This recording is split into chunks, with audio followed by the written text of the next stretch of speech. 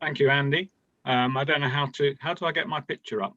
So at the bottom on the little green tab, click share screen and then select, you should have it open already in PowerPoint, and then you select Oh that yeah, screen. yeah. So I was just getting before I start my presentation, John, do you want to say a few words on how people can Zoom between sessions 1 and 2? Yes, the way we have created two separate links. So, and we've put them in the program. The links on the program are actually active, and all one needs to do is to click on that, and it will take you to the session. So for this, where we are now, this is the plenary session and is the main session. And for the breakaway session, all the participant needs to do is to click on that, and it takes them to the linking page. Alternatively, they will already have, if they have already registered, there will be an email which is sent to their email address with a link where they just need to click to join. What it means is that if you want to move from the plenary to the theme 2 room, you will be asked whether you want to exit, and it's okay. You just say okay, and you are able to get out and get into the other meeting. And you can get back as many times as you need to. There is no restriction. It's actually quite simple, and it will take less than a minute to move from one room to the next. Great. Okay. Well, thanks for that. And thanks for your help with that, because that's allowed us to have many more oral presentations. Before I also go any further, I see that Margaret Aluka is on. I see her picture there. Margaret, can you kindly introduce Faith later on after the coffee break? You need to unmute. Are you able to hear me? Yes. Hello, Brian. Hello, Margaret. Are you able to hear me? Glad to see all of you, MURIA stalwarts. I'm glad to see you, Andy. Glad to see you, Fadare, and looking forward to very fruitful interactions. Good. And can you introduce Faith after the coffee break? I will. I'll do that. Great, because unfortunately Sylvia pulled out early this morning. So if you can do that, that'd be wonderful. No problem. Okay. Well, I'll quickly then go on and talk about the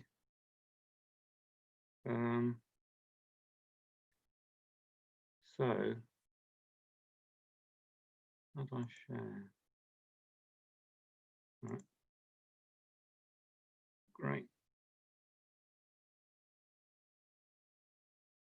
Great. Is that on okay, Andy? Okay, thank you. Okay, well, good morning, ladies and gentlemen. I'm sorry I'm probably the only one wearing a sweater today, because I'm in the UK and our weather is slightly cooling down as we're entering well into the autumn period. So really what I want to do is just build on what Andy said and what Dan has said about how very much we're a collaborative group, and look at some of the work we've been doing this past year around COVID and other areas, and looking forward to the future. I think for me, since we last met in South Africa with Johannita and colleagues, there's really been quite a lot of ongoing activities really across Africa and globally among lower middle income countries that we've been involved in. And I'll just go through some of that very briefly just to update you and plan for the future. Because I agree with Dan that certainly the younger ones, you are the next generation. I mean, I'm getting slightly old now.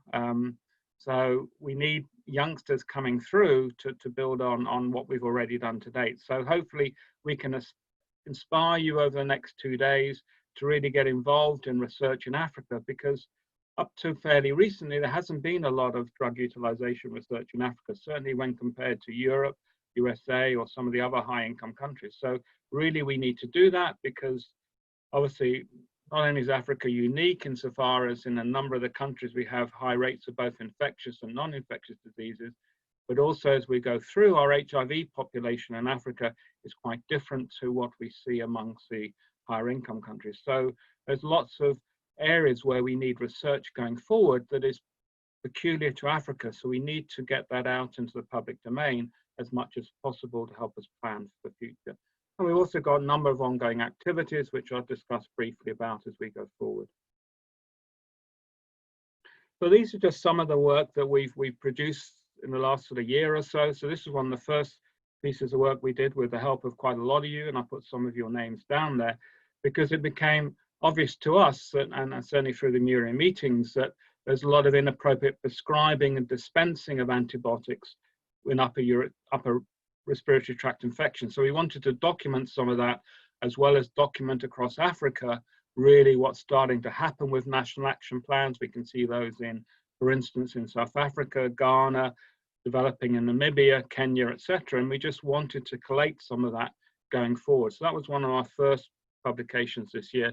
I've just been put up there that it's already been viewed nearly 1,300 times already in the short time it's been available. Probably our most intensive work this year, particularly obviously around COVID-19, is really collating across Africa with all your help exactly what's happening as a result of the pandemic. Both activities are ongoing, activities are planned, etc.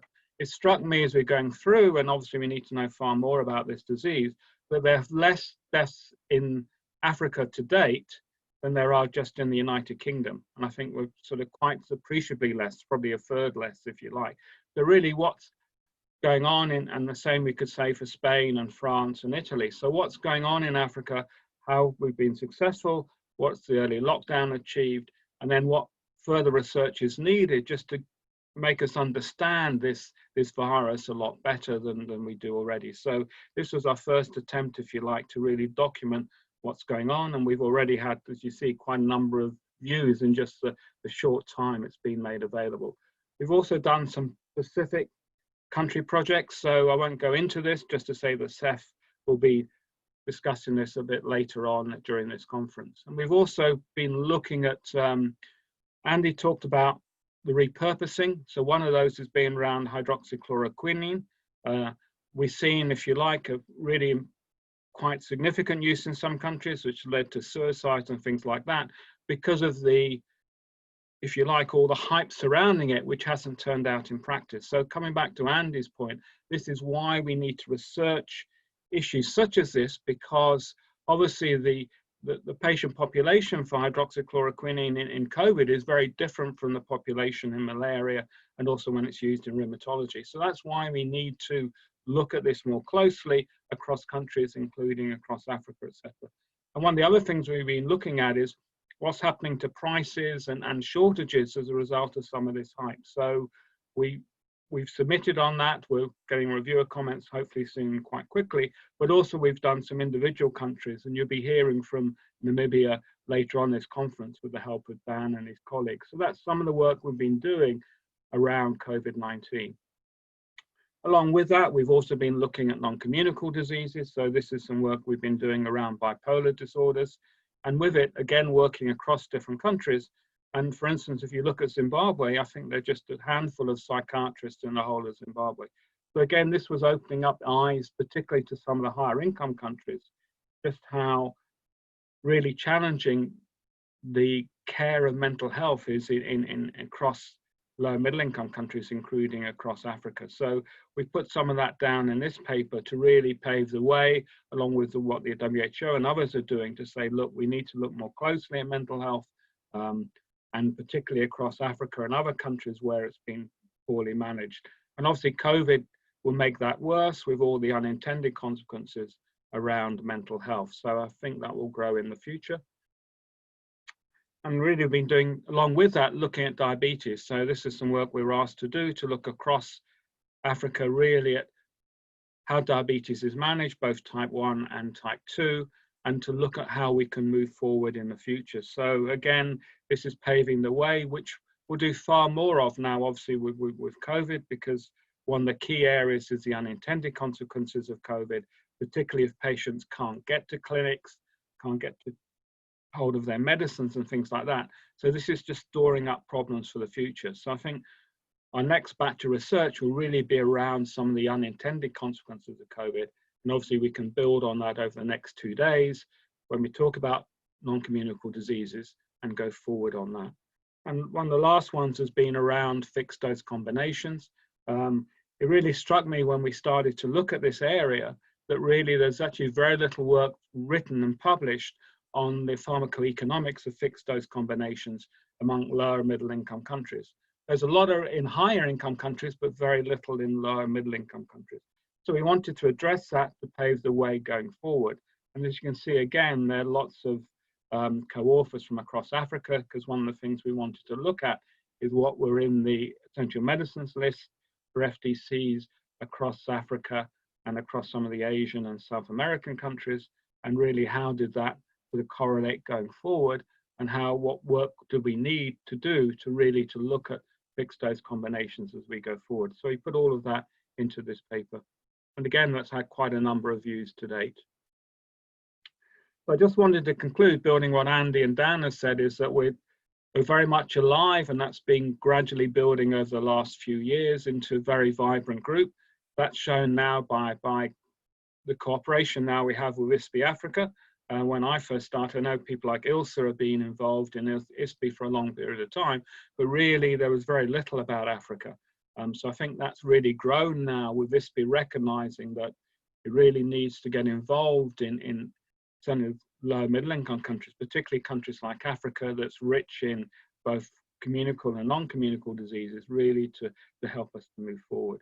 And thanks also to, as Dan and Andy have said, to the team in KNH for their help here, and for all the others for driving the handbook forward. And we'll hear hopefully a bit more about Johanna, to Ilsa and Hanley on the handbook going forward for drug utilization in Africa, as well as further studies that we've got planned, particularly around some of the unintended consequences of COVID as we go forward. And also your views are very important when we finish tomorrow afternoon, really around what's happening in ISPI Africa, or what's happening with MURIA, and really interactions with ISPI Africa going forward, because unfortunately, as Dan and Andy have said, our meeting was postponed this year. So that's really all I've got to say going forward. So really, all I've got to say now is I'd like to pass you over to Margaret to introduce Faith, and have Faith sort of really give the keynote lecture, building on all the work that she's been doing. So over to you, Margaret.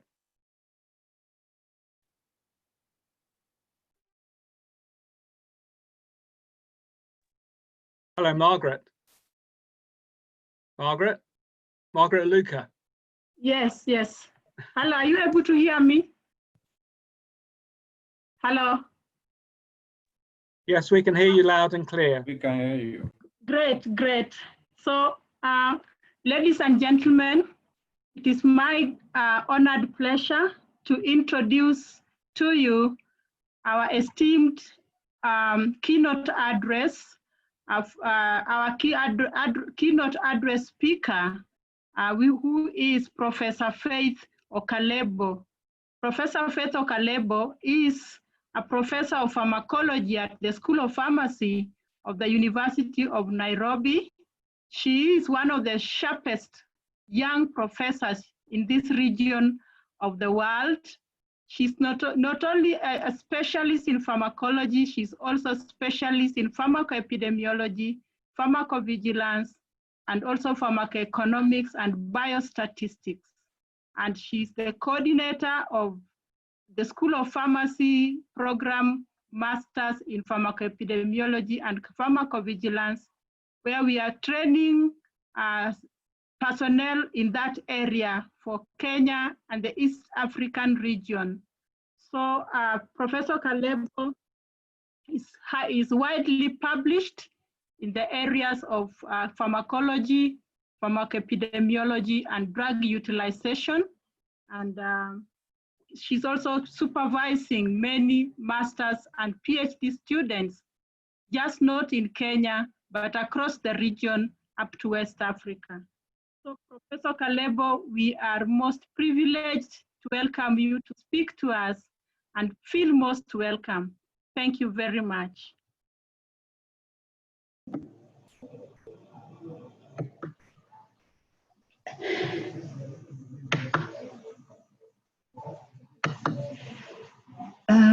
Good afternoon, everybody. I feel very humbled by that, about that introduction. I feel probably it was a bit exaggerated, but I'll do my best to live up to your expectations.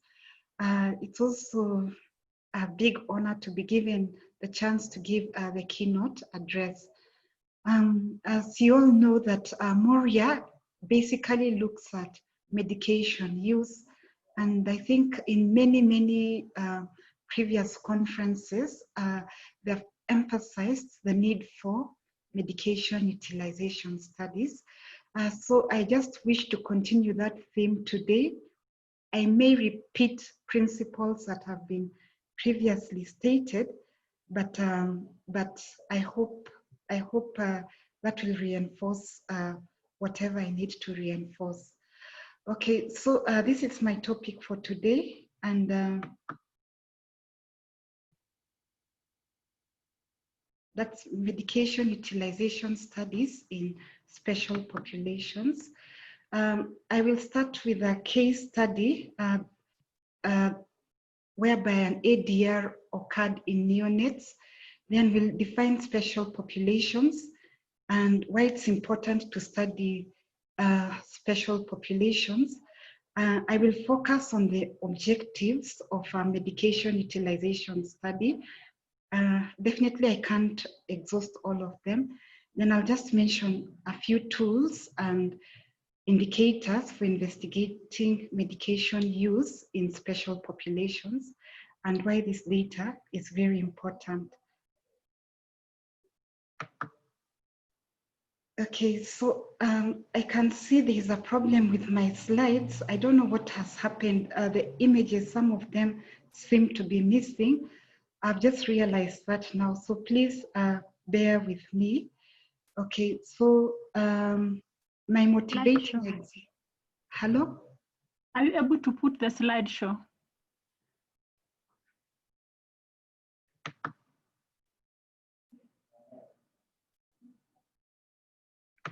Down the bottom right.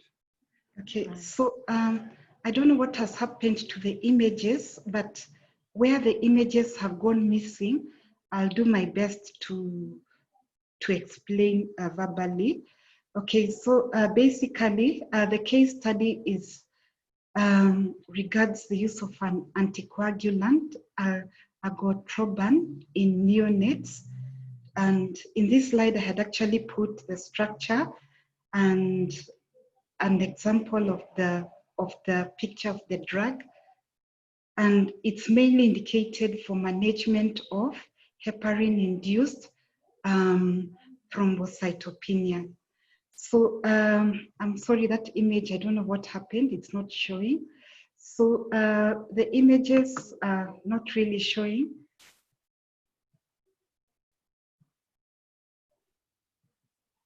Okay, unfortunately, I don't know what has happened, but basically here, it was published in the Journal of Clinical Pharmacology in 2011. You find that when this drug was used in neonates, this was after doing some dosing studies before use in neonates. They found that nearly all neonates suffered from major and minor hemorrhage. And because of this adverse event, the dose of agotroban had to be revised downwards. Okay, so basically in the next slide, I want to use this case study to highlight the need for drug utilization studies in special populations. So you find that in this particular case, even after doing appropriate dose calculations, they got it wrong. Neonates have a physiology that is systematically different from adults, and therefore dosing is not easily predictable from you cannot extrapolate from adults. Secondly, most clinical trials will not include neonates. So basically, to understand medication use, you need to do observational studies in neonates and other special populations. Okay, so after that motivating example, I want us now to focus on the special populations. So basically, when we are doing a medication utilization study, our primary objective, amongst others, is to identify irrational use or unsafe use of medicines. And in some countries, they recommend that every facility should conduct one medication use study per year. So it's good practice for any facility to conduct a medication utilization study. And the main objective is to share the findings with the Medicines and Therapeutics Committee and healthcare workers with the aim of improving practice and also minimize harm to the patients. Okay, so here I had put pictures of who the special populations are. They are basically three. We have women who could be pregnant or not. We also have pediatrics and neonates. That's the next group of the special populations. Basically, we have three. And then next, we have the elderly. So just repeating again, we have women, pediatrics and neonates, and next, the elderly. I will not go into the pharmacological reasons or the pharmacodynamic reasons why these are regarded as special populations. Mainly, their pharmacokinetic, let's say, properties are substantially different from the general population. They're either declining or developing. If we look at the elderly, I'm sure all of us have a very old relative who requires medication. Most of them have multiple comorbidities, especially hypertension and diabetes or rheumatism or arthritis. So if you look at most old people in African countries, they have one of these three conditions or all of them. Then also there's a lot of polypharmacy. If you have an old relative, you end up with almost a pharmacy in your house, and then they're very forgetful. There are also cost issues. Like you can prescribe, let's say, factor 10A inhibitors for management of thrombosis, and they can't afford it. So you have to look for cost-effective medications.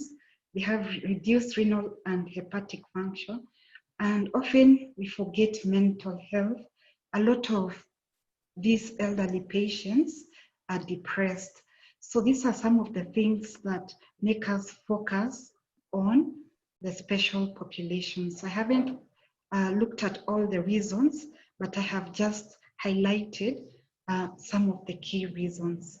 Okay, so although I had grouped the special populations into three, but we also have subpopulations, or a better term would be subgroups. So here I've given an example of the neonate and the pediatric special population. Again, you can break them further by disease. Yeah, you find that we have groups of patients who are HIV positive. They are on multiple medications that have not been studied very well in infants.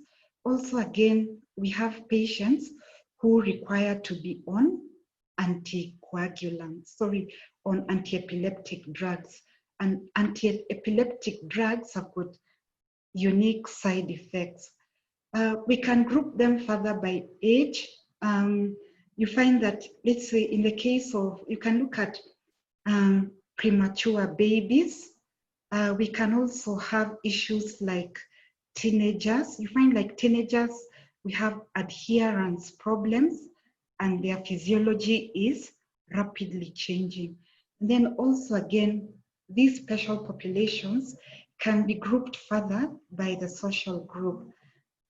Here I put the poor people because the poor people are particularly vulnerable. They can't afford medicines and usually they have more severe disease. So you find that even if you're looking at pediatrics or neonates, it's not just one general population. You can actually break them down by disease, age, or by social groups. I've repeated the same for geriatrics or the elderly patients. Again, you find that you can subgroup them by disease. In the former article, the former presenter talked about use of medications for management of diabetes in Kenya and Africa in general. Even by age, you can subgroup them further, and even by drug. Yeah. So it's not a homogeneous population. You can actually look at various subpopulations. Okay, so so this just repeats what I have said, that this group need attention because they are excluded in clinical trials, have altered physiology. They are very prone to side effects. Like in the case that I gave, you find that the neonates were more prone to side effects. Then the dosing is extremely complicated and there's usually a lot of polypharmacy. Yeah. Okay, so I cannot go into detail on how to conduct a medication utilization study, but I only want to focus on basically the indicators, some of the online tools that you can use, and the importance of identifying the problem before you embark on the study. So here I've put a quote, one size does not fit all. There's no fixed methodology. The methodology can be adapted depending on the setting. Okay, so before you begin on a study, the most important thing is identify the problem you're trying to solve.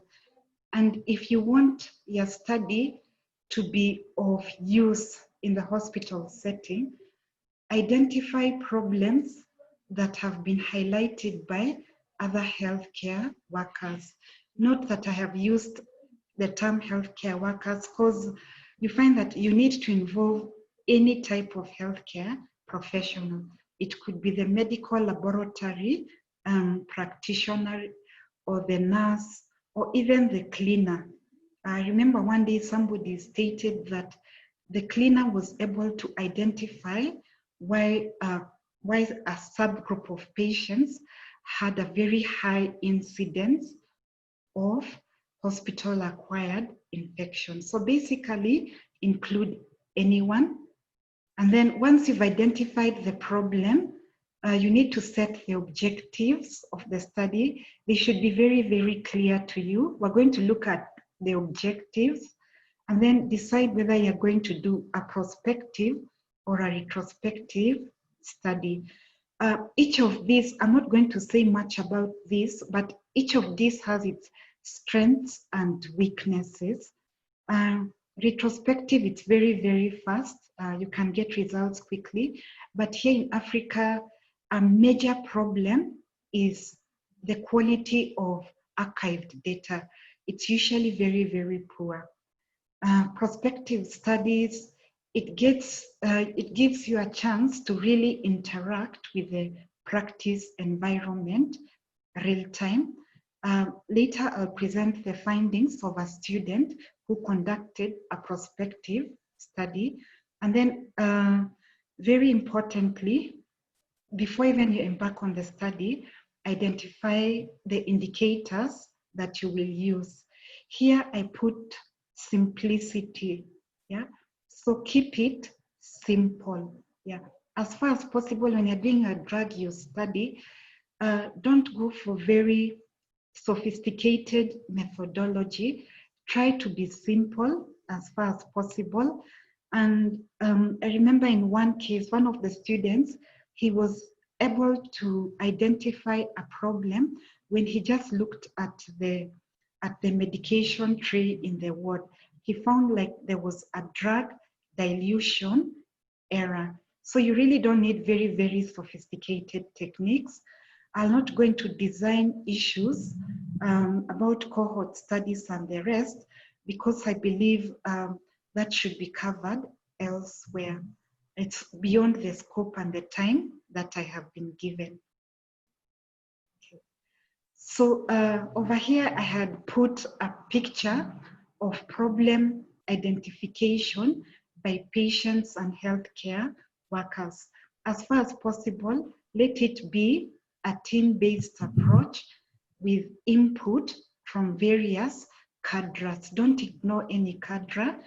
And if you have a team-based approach, this is very important because it increases the chances of your findings being utilized later.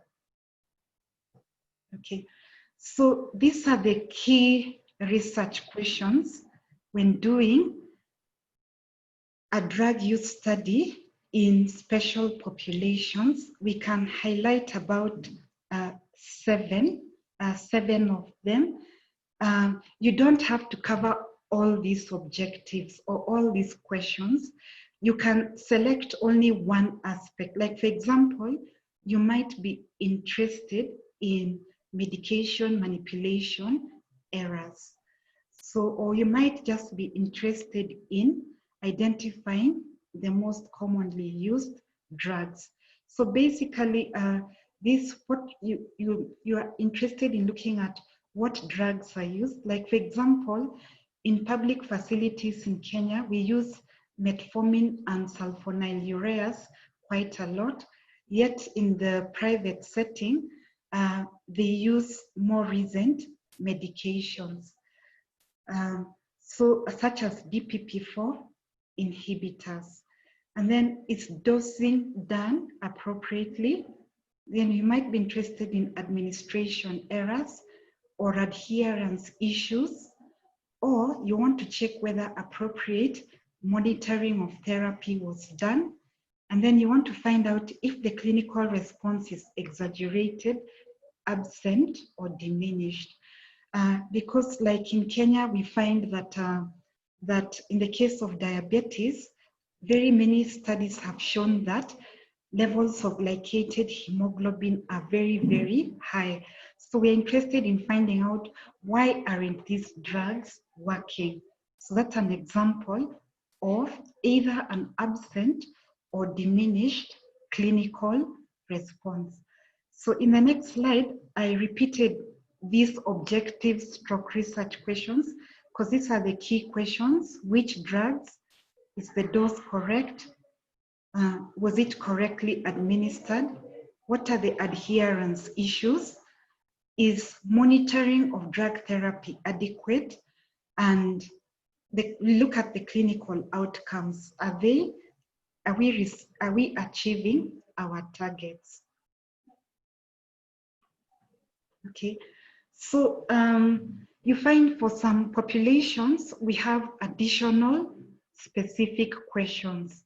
Like for example, in pregnancy, particularly in HIV or women who are on epileptic medications. We've been interested in looking at if the mother is on a known teratogenic agent and what were the birth outcomes, because here we are really interested in congenital abnormalities or preterm births or many other issues around childbirth. When we're looking at neonates and pediatrics, a key problem is the right formulation, because you find that most formulations are designed for adult populations. So here you find like most of the time they have to dilute the drug, and the diluted product probably is not stable. in the case of hydroxyurea, you find that if you don't stir very long enough, you will not achieve adequate drug concentrations. And then also you might wish just to investigate the pharmaceutical quality of manipulated drugs. These are drugs that have been diluted. You find that probably they were not stored well and they deteriorated. In the elderly, here we have a key problem. We have polypharmacy. So here, drug interactions are a key problem, and also the dose adjustment with regard to renal and hepatic status. So the key point I wish to convey here is that for some populations, there are special problems that you may wish to look at. Okay, so after you've identified the objectives, what you really want to look at, maybe you have multiple objectives or just one single objective. The next is that you need to identify your indicator. The indicator is a measure that tells us the extent to which ideal practice is achieved. Yeah. So these are the two essential qualities of an indicator. I haven't mentioned others, but the most important is that it should be simple. Don't go for very difficult indicators like QALYs. I know we use QALYs in pharmacoeconomics, but here just go for a very simple indicator, like for example, frequencies or prevalence, and it should be easily understood by all, yeah? And data should be readily available. For example, if you're working in a diabetic clinic, you may wish to know the percentage of diabetic patients on a statin, because this is recommended for generally most diabetic patients. So what are the sources of these indicators? We have three sources. We have standardized and validated indicators. For example, the WHO core indicators. I'm not going through those today, but I'll just give an example. And then you can check literature. And also, if you don't find a suitable indicator, you may create your own indicators. I prefer using a mix of all these, because you find in my practice, I found that that no one set of indicators is good. It's better to use a mix of indicators. Okay, so here I have just given an example of WHO indicators on patient care.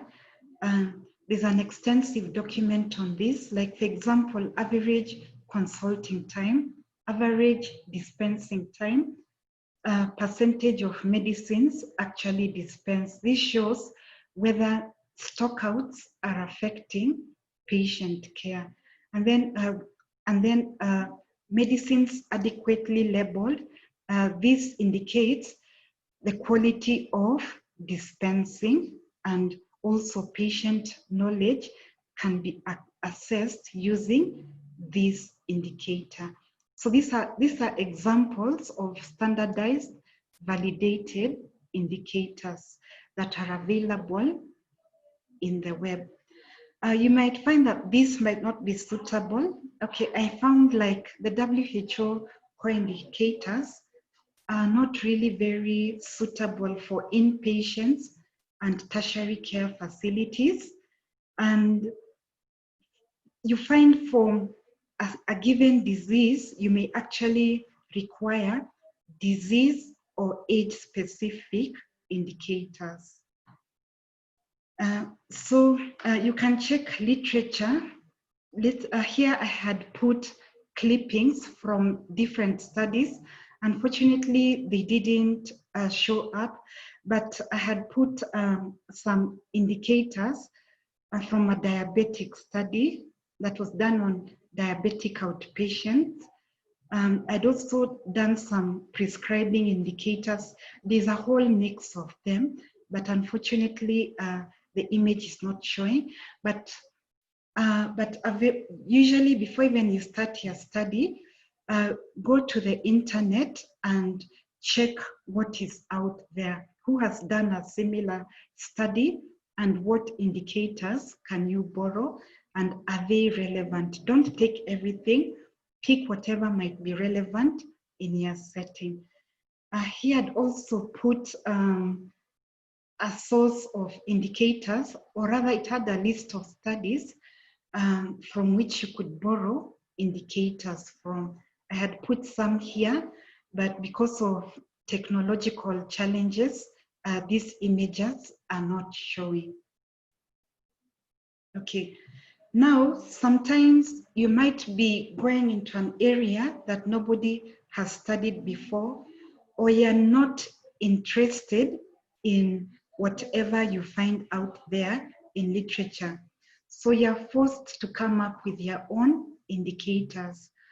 I found these parts of the medication use cycle very important in order that it helps you to cover all aspects of medication use, because medication use starts with prescribing, then dispensing, then drug administration, and then monitoring of use, and then finally use by the patient. So we have prescribing indicators, dispensing indicators, drug administration indicators, drug monitoring indicators, and drug use indicators. For instance, if we're looking at monitoring indicators, we might be interested especially, you might be interested in finding out how often was glycated hemoglobin measured. Yeah. So those are some of, this is a way of a guide that enables you to come up with your own indicators. Because under prescribing, you want to find out, was the dose adequate? Was the drug selected correct? What was the quality of the prescription? Was it complete or was it incomplete? Yeah. So when you're developing new indicators, let's say it's good to look at ideal practice, or what is the accepted. We have what we call the ideal practice or the accepted practice, because the accepted practice may not be ideal. So here I gave an example of gentamicin. You find that the dose can be diluted in sterile normal saline or in water. And you find that ideally it should be given as an infusion over a period of 30 minutes to 2 hours. So this is an example of ideal practice, and I can develop indicators from this, which I have put in the next slide. So like, for example, prescribing error, these are indicators of rational use of gentamicin in pediatrics. So number 1, is the dose correct? Number 2, when dispensing, are the instructions very clear? Administration, was the correct diluent used? And then administration, was it infused for 30 to 120 minutes? Monitoring, was urea, electrolytes, and creatinine measured at the recommended frequency? Here I put daily, but in some sites, monitoring once every 48 hours or 72 hours is accepted. And then, was the drug given on time? Yeah. So this is an example of how you can develop your own indicators. So after you've identified your indicators, you need to collect now the data. Here I will not be exhaustive, but I just want to highlight some tools that are found in internet that might be useful. So basically, go for simple tools like simple observation. You can watch how drugs are reconstituted. You can look at, you can even just simply walking around in the ward or in the clinic, you can pick out many things, document reviews, just going through the patient files, and then interviews, even simply talking to the personnel. You'll pick out a lot of things, or they'll tell you, this paracetamol breaks up very, very easily, or this drug doesn't dissolve easily. The brand we had earlier was much, much better. So be as simple as possible. But in practice, I've found that dosing errors and drug interactions are generally difficult to pick up. Okay, unfortunately, the next slide I had put some photos of some of the applications that you can use that can enable you to pick up dosing errors. So you'll not be able to see them, but I'll mention them. Oh, sorry. Okay, here I just had an example of why it is very difficult to identify dosing errors. I found that this is the type of error that is most difficult to identify, particularly in neonates and patients with compromised renal function. Like here we have a newborn baby, a female infant, with a gestational age of 26 weeks. This is the birth weight, and she was put on gentamicin. I wish to challenge Brian. Tell us the correct dose amongst these three. I can repeat again. So Brian, maybe you could unmute and tell us the correct dose. I'm probably not the right person. I think probably have Margaret do that. Okay, Margaret, you've been volunteered. Sorry, before Margaret does. Faith, you've got about 10 minutes left. Okay, I'm almost done. Okay, yeah. So Margaret, can you tell us the correct dose? So you've been given this case scenario. You don't need to be correct. Don't be shy. If you're not sure, just 2.5 mgs per kilogram once daily. Okay, yes. You're wrong. Okay, so we shouldn't hold it against her, but I just gave this example to illustrate the fact that that coming up with the correct dose in special populations is very, very difficult. It's not straightforward.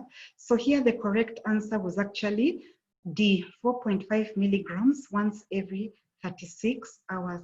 So basically we need apps that can enable us identify dosing errors.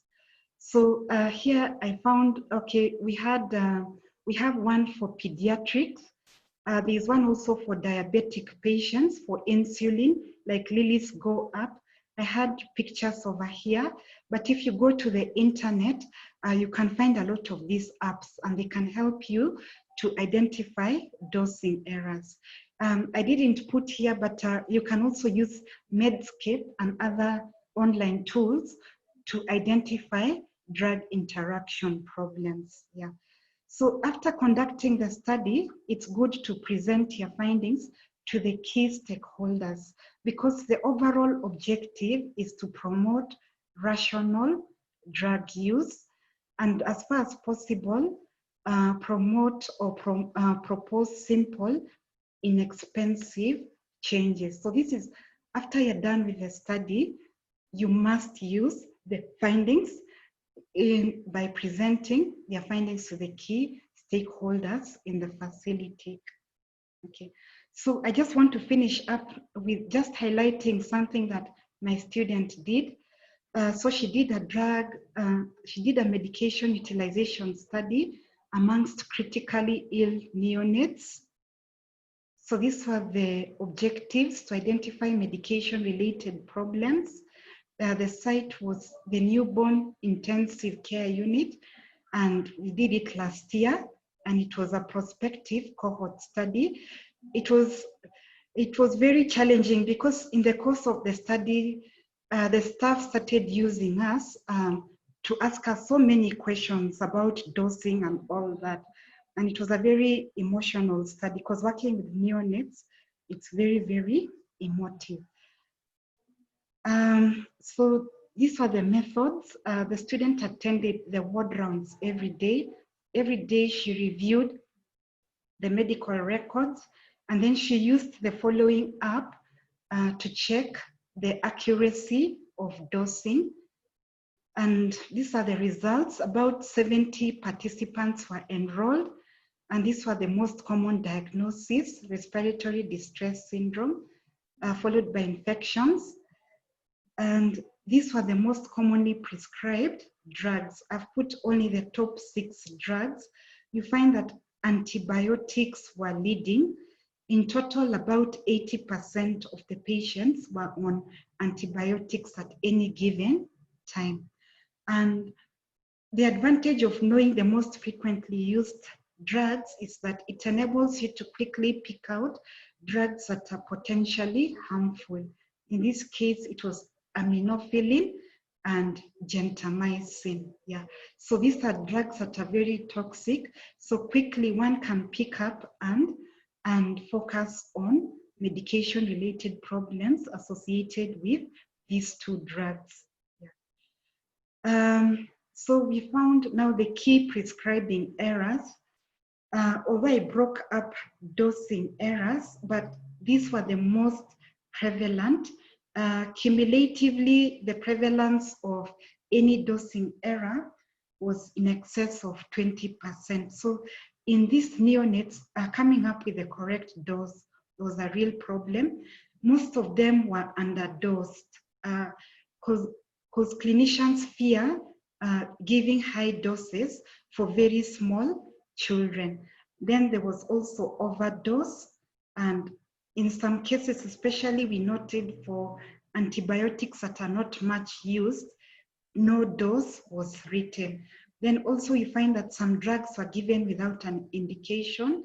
Then there was improper selection of the drug and untreated indications. There was a child with convulsions, but they never received any anticonvulsant. The other errors we noted, and the most frequent, and this we've noted in many studies, it's failure to monitor. So monitoring errors, in nearly all the publications I've done, it's been a key problem. In this case, there was inadequate monitoring of renal functions in patients on aminoglycosides. And you can see the problem is as high as over 80%. Mainly it's because this is a low income setting and it's difficult to, they feel that these tests are very expensive. And then there were side effects like a rash. This was the most common side effect. And then this was an administration error. For 2 patients, medication was not given, mainly because the drug wasn't in stock. And then we identified some drug-drug interactions. Fortunately, the prevalence of this was very low. Okay, so here I've just given some examples of some of the errors, like gentamicin and meropenem were overdosed in 19 children. Yeah, and then paracetamol was not given, phenobarbital was not given. These are other side effects: rash, diarrhea, vomiting, jaundice, and cyanosis, and excessive bleeding. Yeah, because these patients tended to be put on heparin. So these are specific examples of some of the medication errors that we encountered. So with that, I just want to highlight the key points. Identify your population of interest. Ideally, work in the area that you are posted to work in the hospital. What is the key problem area? What is ideal practice? Select appropriate indicators, find appropriate tools, and then present and use your findings. So I hope I'm on time, Brian. Am I on time? Just a minute. Yes, very much so. No, that's fine. Thank you. Thank you for that, Mark. Thank you for that, Faith. It's really good and summarizing really well. I like particularly your issues around indicators, because we'll have Sean McBride-Stewart later on presenting. He came to Namibia and talked to us quite a lot about indicators. He's responsible in Scotland for developing the indicators both for ambulatory care and hospitals. So he's done a lot of work on indicators. So that will help us as we go forward. And thanks for highlighting that.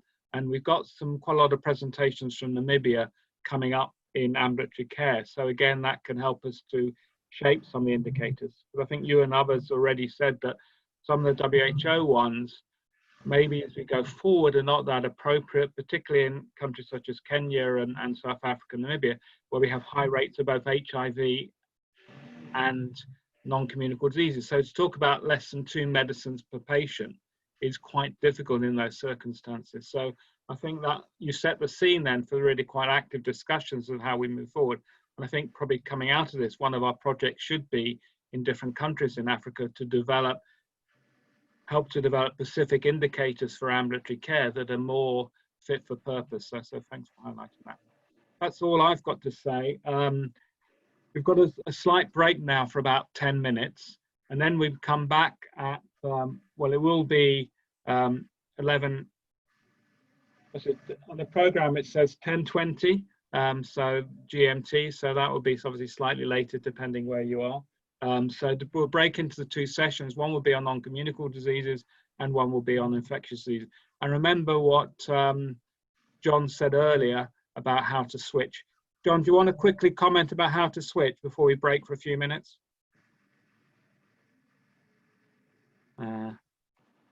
Hello, John.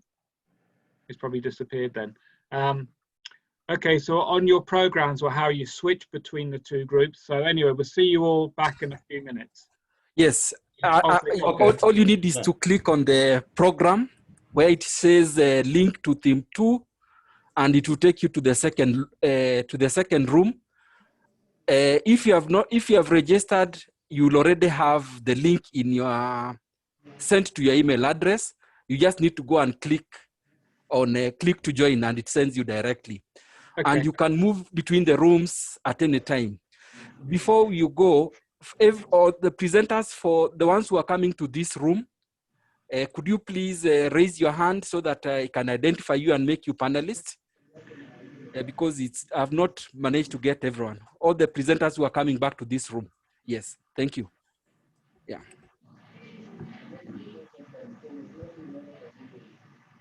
Thank you. Thank you. You can raise your hand. Okay. Yeah.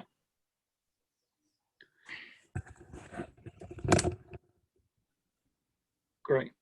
Okay. Well, John. Yes. John, before you disappear, can we zoom? Can we already go on to room 2 if that's? Yes. That it's already open. Yes, it's already open. Yes. Right. Okay. We'll see you all in a few minutes' time, whether you're in theme 1 or theme 2. So thanks again to Faith for her great lecture, setting the scene for the next sort of 2 days. And I see already up over 300 participants. So that is indeed a record. And as Dan said, maybe for us in the future is a way going forward to getting so many good participants. Anyway, see you all in a few minutes. Bye for now.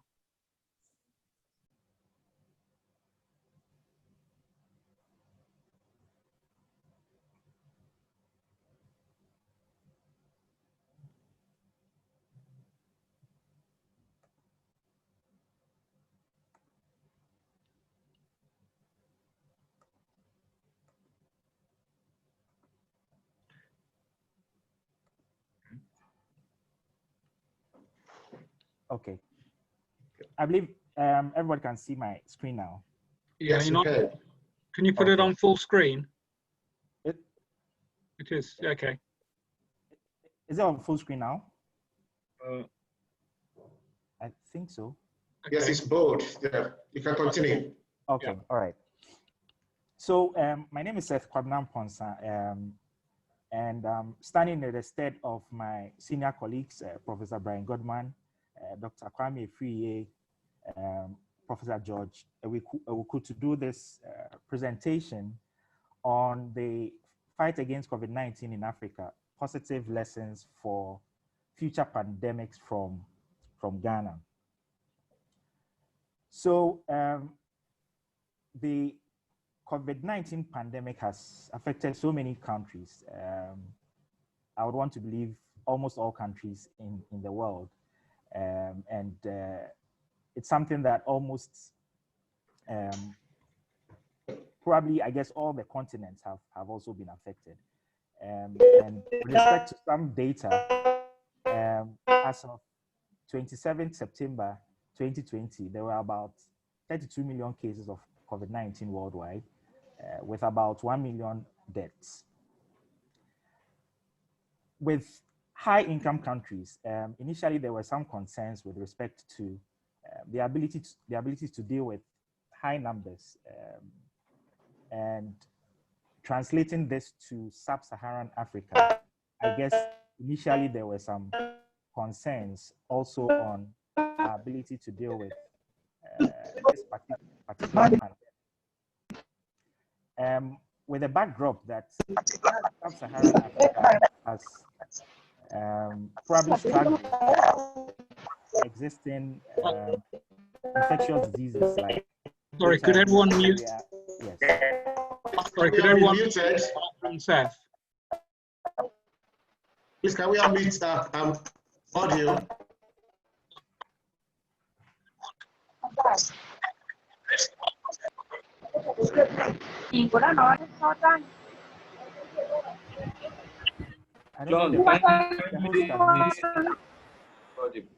John, kindly mute everybody from your side. John, kindly mute, but you have to leave me unmuted so that I can coordinate. And please, Seth, please speak a bit louder. People are complaining they're not hearing you well. Thank you. Okay. So I guess you can hear me now. Yes. Okay. So I was saying that there were initial concerns about the ability of sub-Saharan Africa to deal with this pandemic, probably with the backdrop that we had struggles with even in some infectious diseases like HIV, malaria, and tuberculosis, as well as some non-communicable diseases like diabetes, high blood pressure. However, it's important to note that current data actually suggests that probably sub-Saharan Africa has been, in a way, able to deal with the pandemic compared to other continents. As of 27 September 2020, we had about 1.1 million confirmed cases in sub-Saharan Africa, and the number of reported deaths were about 25,000. And if we compare the African continent or sub-Saharan African region to a country like United Kingdom, we would say that the recorded deaths in Africa were relatively low. Coming back to Ghana, it's important to note that Ghana responded in a way rapidly and implemented certain measures after the first 2 cases were recorded. So what did we decide to do? So we conducted a review of publicly available information on measures taken by Ghana or the government of Ghana and other stakeholders to reduce the spread of coronavirus and its impact, as well as to care for the sick. And some of these measures included very innovative ideas, which I believe I'll share as we go along. In addition, there were a number of potential unintended consequences which arose from COVID-19. And we believe that findings that we present would interest, I guess, Africa and the world at large. So Ghana recorded its first 2 cases of COVID-19. So five more minutes. And this led to the instigation of a partial lockdown in certain hotspots in Ghana. The government of Ghana also established 5 key objectives to address this pandemic. One was to limit and stop importation of the virus, which included closing land and sea borders, contain its spread, provide adequate care for the sick, limit the impact of the virus on social and economic life, as well as expand domestic production capability. it's important to note that there was a lot of tracing and testing during the period of the partial lockdown. And as of April 19th, Ghana was the only African country to have conducted more than 60,000 tests and was ranked #1 in Africa in terms of administering tests per million people. I guess another important milestone was the ability of some scientists in Ghana to sequence the genome from SARS-CoV-2 in about 15 positive confirmed cases. In addition, the government of Ghana also encouraged local production of a number of PPEs. The FDA kind of fast-tracked most of these PPEs, hand sanitizers, face masks, etc., in terms of approval. There was also the use of drones, and this kind of enhanced delivery of samples in terms of COVID-19. One also important thing that happened during this period was also the development of mechanical ventilators by one university in Ghana, which is Academic University. The government of Ghana also designated specific hospitals to deal with this COVID-19 pandemic. And also sometime in June 2020, the first infectious disease isolation and treatment center was opened in Ghana. It's noteworthy that as of 27th of September, Ghana had recorded 46,222 cases, out of which only 299 had died. And I'm saying 2 more minutes because the numbers 2 more compared to minutes other countries were relatively low. Unintended consequences included shortages of hydroxychloroquine and also some price hikes with respect to hydroxychloroquine. There were also some few challenges with respect to patients trying to access healthcare facilities, especially during the period of the partial lockdown. Despite all that I've said, I want to believe that it's important that there's continuous research to understand the dynamics of COVID-19, especially in a setting that is sub-Saharan Africa. Overall, I would want to believe that Ghana does serve as a relatively good example in terms of countries that have been able to effectively deal with the COVID-19 pandemic. We've been able to document most of the things that I've said in this published data in the Journal of Infection in Developing Countries. And if there's more information that is required, I guess we can get this article. Also, in this manuscript that looked at the whole Africa, there's also some relevant information with respect to what Ghana has done, and that can be found in Frontiers in Pharmacology. So I want to thank everybody for your attention. If there are any questions for me. Thank you very much, Seth, for keeping to time. That was a very wonderful and beautiful summary of Ghana experience. So we'll welcome comments and questions from colleagues. You can raise your hand and then I'll recognize you. We have the next 3 to 4 minutes to do that. So that questions or comments, please, you can raise your hand, then I'll recognize you. Raise your hand. Okay, so Andrew, okay, and then thereafter Brian will speak. Thanks very much. Great. Thank you. Thanks, Olayinka. Seth, what was the official Ghana government approach to hydroxychloroquine or chloroquine use? Was it supported, or were they skeptical of whether it should be used or not? I want to believe that, I guess, initially there was some level of skepticism, but it's important to note that in terms of our current treatment regimen for even asymptomatic, mild to moderate COVID-19, we do have hydroxychloroquine as part of our standard treatment guidelines.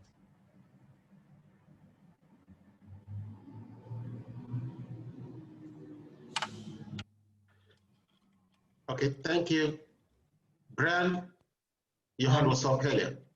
I was just going to echo what Andy said, was to see what was happening with hydroxychloroquine, because I think it's a great example of why we need research such as this and why we need evidence-based approaches, because all the evidence recently would suggest there's no real place for it either in prevention or management of COVID-19 patients. Thank you. Any other question or comments? So, Seth, so what's the situation now in Ghana regarding COVID-19 in terms of prevalence? The current incidents, numbers, how many confirmed cases new cases? Around 47,000, and the number of deaths so far is 308. And I think when we look at the case fatality, that should be less than 0.7%. So I think indeed Ghana has done relatively well. What about the rates of new cases, diagnosis? Can you say that again, please? How many new cases are diagnosed, on weekly or daily basis? What's the incident pattern now? I do know that. I do know that. Weeks and months free of new cases diagnosed. Okay, I do know that the numbers are relatively low. Averaging maybe 10 per day, I would want to believe. Okay, you know why I'm asking is, it looks as if across the sub-Saharan Africa, the rate of diagnosis or identification of new cases seems low in all the reports that we're getting. But I want to also believe it could be a consequence of, not testing, because I'm not too sure, we're testing as much as possible, given that, most people would either be asymptomatic or have just mild to moderate symptoms, and they are not actually overtly sick. So they are not in hospitals anywhere. So we can't really tell what the true picture is because of the rate at which we're testing currently. And I just want to, have a feedback if that is the experience in Ghana. Because over here in Nigeria, I'm not too sure, the testings are being done that frequently again. The rate of testing has actually reduced drastically. Okay. So if I can remember very well, I guess somewhere in April, that is when we were able to test about 60,000 people. I think the confirmed cases we had, if I can remember very well, was about 1,000. So maybe based on that, yeah, we could still argue out that the testing in Africa is relatively low. But if we use that example, as I've said, somewhere in April, where Ghana had conducted about 60,000 tests, and we had 1,000 confirmed cases, then probably it could be something outside low levels of testing in Africa. Thank you. Andrew, you want to make final comments before we move on to the next? Andrew, your hand is still up. Yes, sorry. I did want to. What has been the approach in Ghana with regard to either antibody tests or antigen tests as opposed to PCR? Is access regulated, or are you moving towards greater use of antigen rapid diagnostic tests? Okay.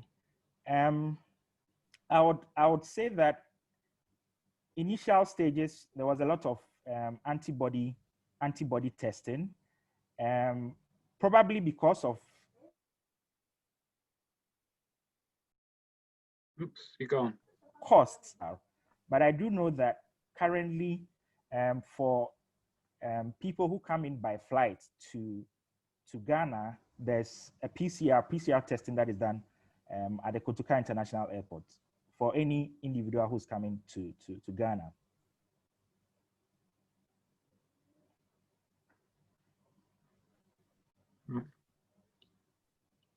Hello? Okay, Olianka, you're on mute. Sorry. So thank you. On this note, we'll say a big thank you to Seth for this presentation. And we'll move on to the next, Thank you, the next presenter. Francis, want to introduce the next presenter? Is Francis there? No. Yes, okay, yes, no. I am. Yes, I am. Okay, so please, Yeah. can you shine the next presenter? Yes, please. Without further ado, ladies and gentlemen, I'd like to introduce Dr. Aubrey Kalonjia, who will take us through the title, which he will read himself for purposes of time. You are on the floor. The rules are set, 10 minutes. And then after that, the 5 minutes, you'll get questions. Aubrey, should you try to exceed 10 minutes, I am going to mute you. Thank you. Thank you so much, Francis. I hope you can see the screen from there. Yes. Yes, okay, we can. Yes, please. So thank you for the opportunity to present something on our work we're doing here in Zambia in response to the COVID-19. This is work that has been initiated by the Brighton-Lusaka Pharmacy Link. It's a collaboration between colleagues in Zambia and from Brighton NHS. So titled Pharmacists Enhancing Infection Prevention and Control Against COVID-19 at Tertiary Hospitals in Zambia. So quickly, I'll go through just the brief background to this work, some of the aims and objectives and what we did. It's a small project, so it's not necessarily a full-fledged research, but it's more of an initiative in response to COVID-19 and some of the results that we attained and recommendations and some of the key conclusions and next steps. Yeah, so quickly, we're quick to realize that, of course, the WHO had been promoting effective use of hand washing and hand hygiene as a preventive measure against COVID-19. In Zambia, I think this is one of the highlighted preventive measures across the health system and public health interventions. So with the rising cases that we had started to see in Zambia, within 100 cases at first instance of the infection breaking out in March, to over 15,000 within the next 3 months. So it raised a lot of eyebrows as to what else we can do to prevent infection among healthcare workers in the hospital settings who are managing some of these COVID cases. So we embarked on an initiative to enhance infection prevention and control, which is one of the key strategies for COVID, but also making available some of the materials that can be used for effective hand hygiene, one of them being alcohol-based hand rub, which is required for effective hand hygiene in hospital settings, complementing to the effective hand washing, of course. So this initiative was born out of work which was being done by the Commonwealth Partnerships for Antimicrobial Stewardship project in Zambia. One of the aims of this project, it had several aims. So aim 2 of the project was to enhance infection prevention and control through knowledge building, capacity building, and also skills development among healthcare workers in Zambia. Aligns to the multinational action plan, which is there for the country in line with infection prevention and control, as also highlighted by the WHO competency framework on AMR. So trying to respond to this need in the country, and specifically we embarked to orient multidisciplinary healthcare workers in the various tertiary teaching hospitals on basic infection prevention control principles and procedures, and just in reinforcing the need to do IPC in the wake of COVID, and also to capacity build the hospitals to locally produce their own alcohol-based hand rub for IPC, because we realize that with increased demand for such products for hand hygiene, coupled by supply chain challenges and price hikes on the market, capacity to develop or build or enhance the participation of local hospitals to do their own local compounding of these products was a need that we identified could be a solution to some of those problems. So quickly, we set up 4 project sites: the University Teaching Hospital in Lusaka, the Levi Manasseh University Teaching Hospital in Lusaka, Livingstone Central Teaching Hospital in Livingstone, and the Kitwe Central Teaching Hospital on the Copper Belt in Kitwe. So those sites were purposely selected because they are the leading tertiary hospitals in Zambia. They're public hospitals, and the patient load that they handle was quite high. And they were also designated COVID management sites. So we thought that some of these interventions could be enhanced there. So the local partners was the Hospital Pharmacists Association in Zambia, and also colleagues from the Brighton and Sussex Medical School, Brighton Sussex University Hospitals in the UK, and the Tropical Health Education Trust, who were supporting the work. So the duration of this project was just 6 months, in May up to October, to conduct some of the interventions in these 4 hospitals. So quickly, we set up IPC training, which was modeled on the trainer of trainer approach. So initially, a trainer of trainer training on IPC was conducted with our colleagues in the UK to enhance some of the skills of pharmacists at the University Hospital in Lusaka. So this formed a pool of trainers who would then roll out on-site, on-the-job trainings to the multidisciplinary healthcare workers at the various hospital sites that were identified for the project implementation: the Levi Manawasa, Kitwe, Livingston, and the UTH hospital itself. So the target was to train about 60 healthcare workers per hospital in basic IPC procedures, and also do capacity building in terms of local production. 5 minutes, Aubrey. Okay, thank you. So most of the principles were based on enhancing the WHO recommended hand sanitization procedures, and also local production using WHO formulations for alcohol-based hand rub. So quickly, in terms of training capacity, a total of 120 multidisciplinary healthcare workers were trained in IPC techniques and procedures across the 4 targeted hospitals. Majority of them were nurses, pharmacy personnel, and a few medical doctors, and of course the general staff who support the healthcare provision. IPC materials, posters, signposts were also placed around the hospitals just to remind everyone who is in the clinical areas how to do and perform hand hygiene. And of course, technical support also through social media platforms for healthcare workers who had set up these IPC groups and committees in their various hospitals. This is just an example of the contextualized IPC poster that was developed as part of the project and contextualized into the needs to spread the information about effective hand hygiene in the hospital setting. We also capacity built pharmacists, particularly to produce alcohol-based hand rub. So about 33 pharmacists were trained at the various hospitals, including some laboratory technologists and pharmacy technologists, to produce alcohol-based hand rub using the WHO recommended formulations. Equipment was also installed by the project to basically run these production units. 60 liters per day initially on the first trial day, which increased capacity about 140 liters of alcohol hand rub per day at each hospital. So that was enough, sufficient to even supply all the local needs of the various wards, and also to supply some of the other emerging areas which needed the product. Some internal quality control was also done to ensure that the product was meeting the specifications in terms of alcohol content and the bactericidal and virucidal effects of the products. A video was produced on this just to see how we can share it. It's available on YouTube, showing how the procedure of alcohol-based hand rub production is done in Zambia, and we're able to disseminate it to our colleagues as well.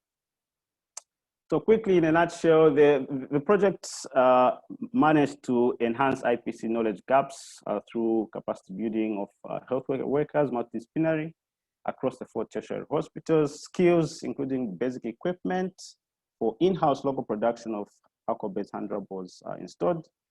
And also it enhanced the continued need to support IPC in the wake of COVID-19. And of course, facilitated some bilateral lending between us and our partners across in the UK. So quickly, just some quick recommendations we laid out to the Ministry of Health after this and the hospital managers is that we need to sustain and expand IPC capacity, not just in the tertiary hospitals, but across the healthcare spectrum, and to see how these materials and tools and systems for effective IPC can be continuously enhanced, even post-COVID. Also, monitoring and evaluation of some of these interventions needs to be done. We need to still continue to go back and see how these are impacting on overall antimicrobial stewardship. IPC audits need to be done. And also just these behavioral change aspects around the COVID management. And of course, enhancing other antimicrobial stewardship elements, prescribing, surveillance data, decision-making, and also training of health workers in Zambia generally should also be enhanced. I think that should have been my last slide. Thanks so much. If you have any questions, you can quickly drop me an email, then you can share more about this work. Thank you so much.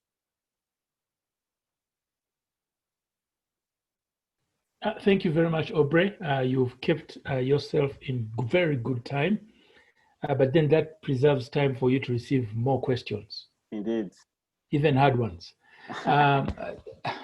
Ladies and gentlemen, I think the floor is open for you to pose your questions to Dr. Chichonyi.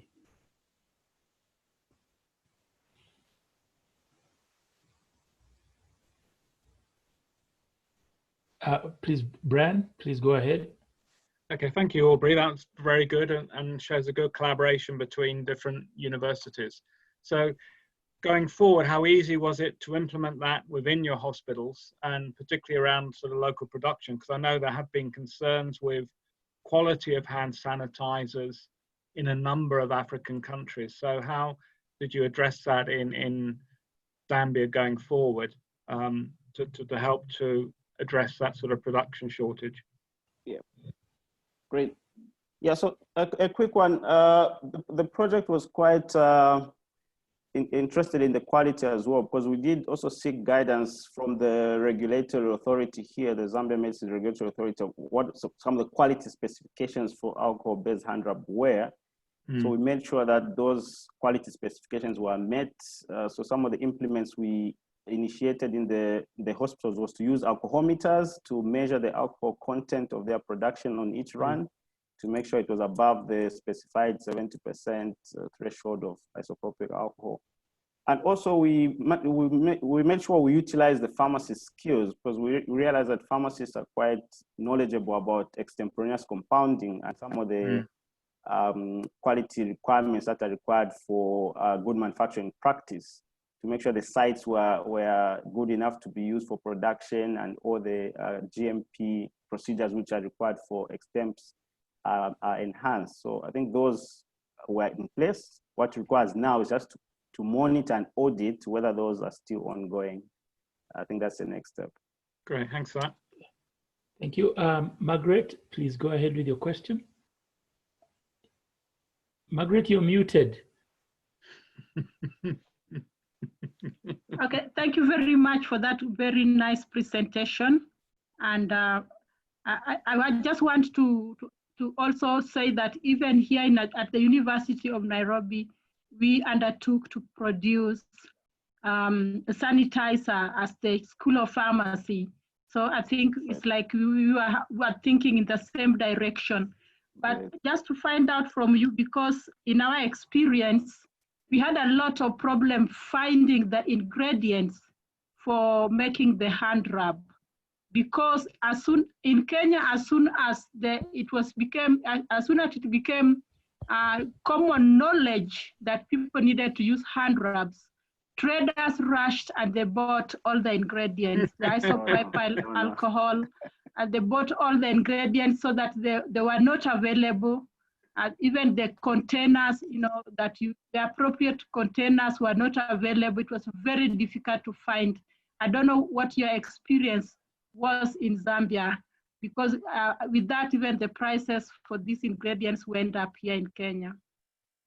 Yeah, I think similar, not so much of a shortage of the ingredients. There was more of a shortage of the product here, especially from the commercial producers.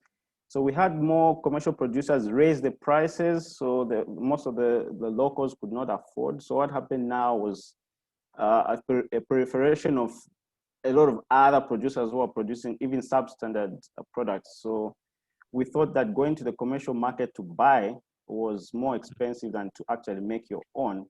Luckily for us, the ingredients were quite available from most of the suppliers. I think they still had stock despite most of the closures in importation of several other products, but we managed to find most of the ingredients that were required. For the WHO formulation, that is, we managed to have a good stock of the ingredients. I think it's perhaps later on when the production went up that the demand now to produce more increased. So perhaps going forward, we might want check whether the prices have changed, since now the suppliers are able to supply a number of institutions that are producing locally their own hand sanitizer.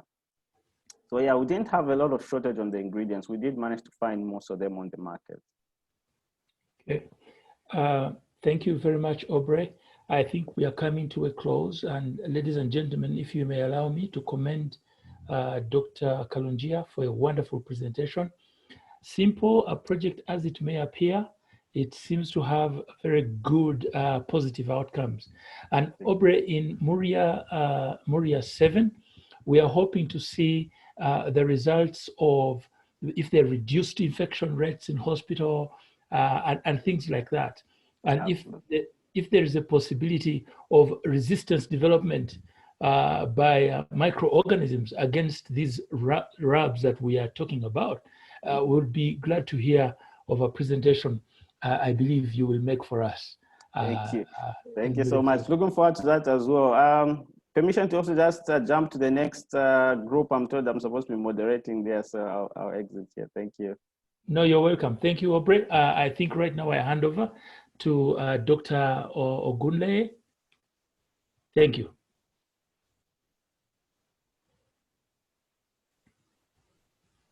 Thank you very much, Francis. So we move on quickly to the next presentation, and that is titled Responses of Hospital and Community Pharmacies Towards the COVID-19 Pandemic in Namibia. I welcome to the floor Nambahu Laja. Are you there? Hello? I'm back. We are back. I think it went off. Okay. Yeah, we are back.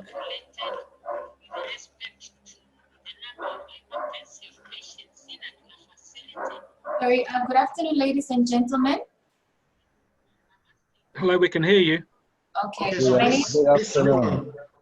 my name is Nambahu Lahia, and I'm a fourth-year pharmacy student at the University of Namibia. And the title of my research project is Responses of Hospital and Community Pharmacies Towards COVID-19 Pandemic in Namibia. So I did this with the help of Dr. Dan Kibule and Prof. Godman Bryan.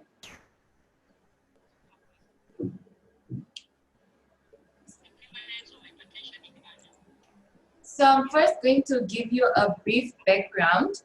Globally, the COVID-19 burden as of Friday, the 9th of October, it was at 37,042,675 cases and 1,070,874 deaths. As for Namibia, we have recorded 11,829 cases and 127 deaths since March 2020. Namibia then has the highest burden of COVID-19 per capita in Africa. So control strategies had to be put in place to control the spread of COVID-19, and emergency public health interventions were put in place by the government. This included social distancing, hygiene and sanitization, as well as lockdowns. To limit community transmission, hospital and community pharmacies are vital, as they are usually the first point of contact for most people. This means that they are responsible for increasing access to essential emergency COVID-19 medicines and supplies, as well as health promotion and education to curb community transmissions. Therefore, responsiveness of pharmacies and impact essential was then vital, however, it was unknown. The impact of COVID-19 on prices, demand, and availability of essential medicines, as well as implementation of COVID-19 protocols at pharmacies was unknown. So this research study aimed to answer 3 research questions, which are hospital and community pharmacies in Namibia adequately prepared to respond to the COVID-19 pandemic? What was the level of preparedness and compliance to government protocols for the control of COVID-19 at the pharmacies? And what was the impact of COVID-19 on prices, demand, and availability of essential medicines, supplies at community and hospital pharmacies in Namibia? The methodology, for the study design and setting, it was a pharmacy-based cross-sectional analytical study, which targeted all registered community and hospital pharmacies in all 14 regions where stratified sampling was used for 55 pharmacies. The procedure, data was collected telephonically using an interviewer-administered questionnaire. The outcomes were level of preparedness of pharmacists towards COVID-19, the challenges faced by pharmacists, compliance to government protocols for the control of COVID-19, as well as impact of COVID-19 on demand, prices, and availability of essential medicines. For analysis, data was entered into AP Data version 3.1 software and then exported SPSS version 23. Data was then analyzed using descriptive statistics by use of percentages, as well as inferential statistics using odds ratio for factors associated with preparedness. For the results, for COVID-19 preparedness among pharmacies, overall we found that 27% of all the pharmacies that were interviewed were reported unprepared for COVID-19.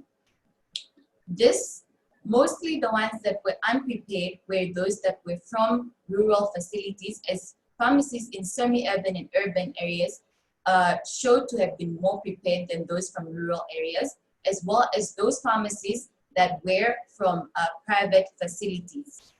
Commerce region, which is where the capital city of Namibia is, was also found to be less prepared compared to other regions, which could indicate why it became the epicenter of the virus. In terms of compliance to COVID-19 control guidelines, the most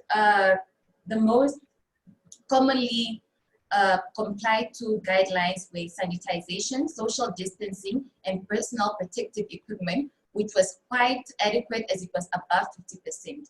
As for the others, they showed to have been less than 10%. Multi-month dispensing was also shown to be less than 50%. However, that could be due to the fact that it was a newly established control guideline, which was a means of further promoting social distancing within the pharmacy. The challenges to effective COVID-19 control. Most pharmacies showed that they experienced challenges that were related to supply chain. This resulted in shortage of PPE, medicines, stock outs or low stock, as well as shortage of sanitizers and disinfectants. And it also shown that those pharmacies that experienced this shortages were reported less prepared for the pandemic compared to others. As for the impact on medicine prices, demand, and availability, overall, all items experienced increases in demand, prices, as well as shortage. For sanitizers, sanitizers experienced 100% increase in demand, by an average of 73%, as well as an increase in prices by an average of 62.6%, as well as an increase in stockouts by an average duration of 2.1 weeks. For other medicines, significance was then measured. A significant increase was that above 40%. So as you can see, the analgesics experienced an increase in demand, the multivitamins experienced an increase in demand, as well as immune boosters. Immune boosters also experienced an increase in shortages. Contraceptives as well experienced an increase in shortage by which was experienced by 41.8 pharmacies, which was for an average duration of 8.3 weeks. This could have been due to the fact that most pharmacies in Namibia have been experiencing a shortage of contraceptives before COVID-19. So the problem was further made worse by COVID-19. As for the anti-malarial and antibiotics, there was an average percentage increase of 65 and 41% respectively. However, you can see that compared to other African countries, the increase in demand was less, and this could be due to strict laws and regulations that monitor the use of antimalarials and antibiotics within the country. In conclusion, COVID-19 increased the demand, prices, and shortage of most essential medicines and supplies, which contributed to most pharmacies being unprepared to respond adequately to the pandemic. Compliance in terms of social distancing, hand washing, and scale-up use of PPE was generally adequate, the main challenges were supply chain related and increased patient load. For the recommendations, we recommend that we strengthen education of pharmacists on critical measures to take during and before a pandemic, to encourage active participation of pharmacists in educating and creating awareness within the community, collaboration of both private and public sectors to increase manufacturing within the country so as to have a stable supply chain, as well as to adapt maximum control measures within pharmacies to keep staff members safe. Thank you.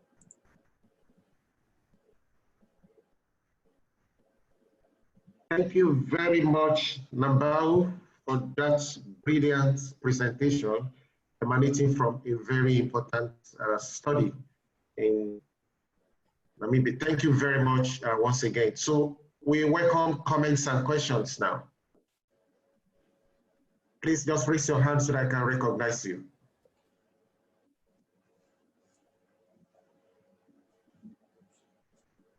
Any comments, question? Brian, please, you have the floor.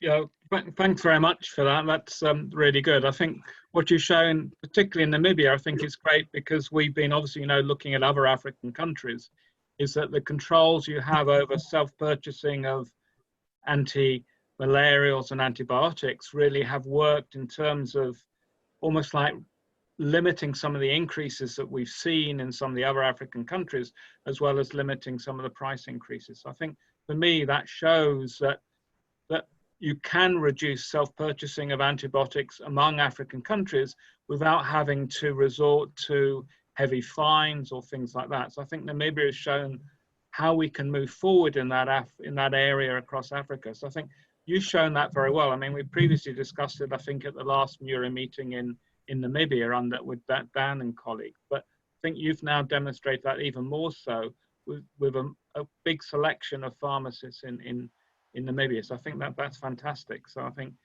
that's a good message going forward as to how we can limit self-purchasing of anti-malarials and antibiotics into the future. So thank you. Thank you very much, Brian. That's quite useful. Any other comment or question for Nambao? Hello, there's somebody raising their hands. On Philemon. Okay, on the attendees session. Okay, I just can't see running through. I can't see any hand. Good afternoon. Okay, please speak. Good afternoon. I'm Philomene Ayasus, a staff at the University of Namibia. Ms. Nambao, I would just like to find out, since the University of Namibia conducted manufacturing of hand sanitizers, was there a difference in the demand and the prices of hand sanitizers after the production of hand sanitizers at UNAM? Thank you. Okay, thank you very much for the question. Yes, I do believe there was a difference in the demand.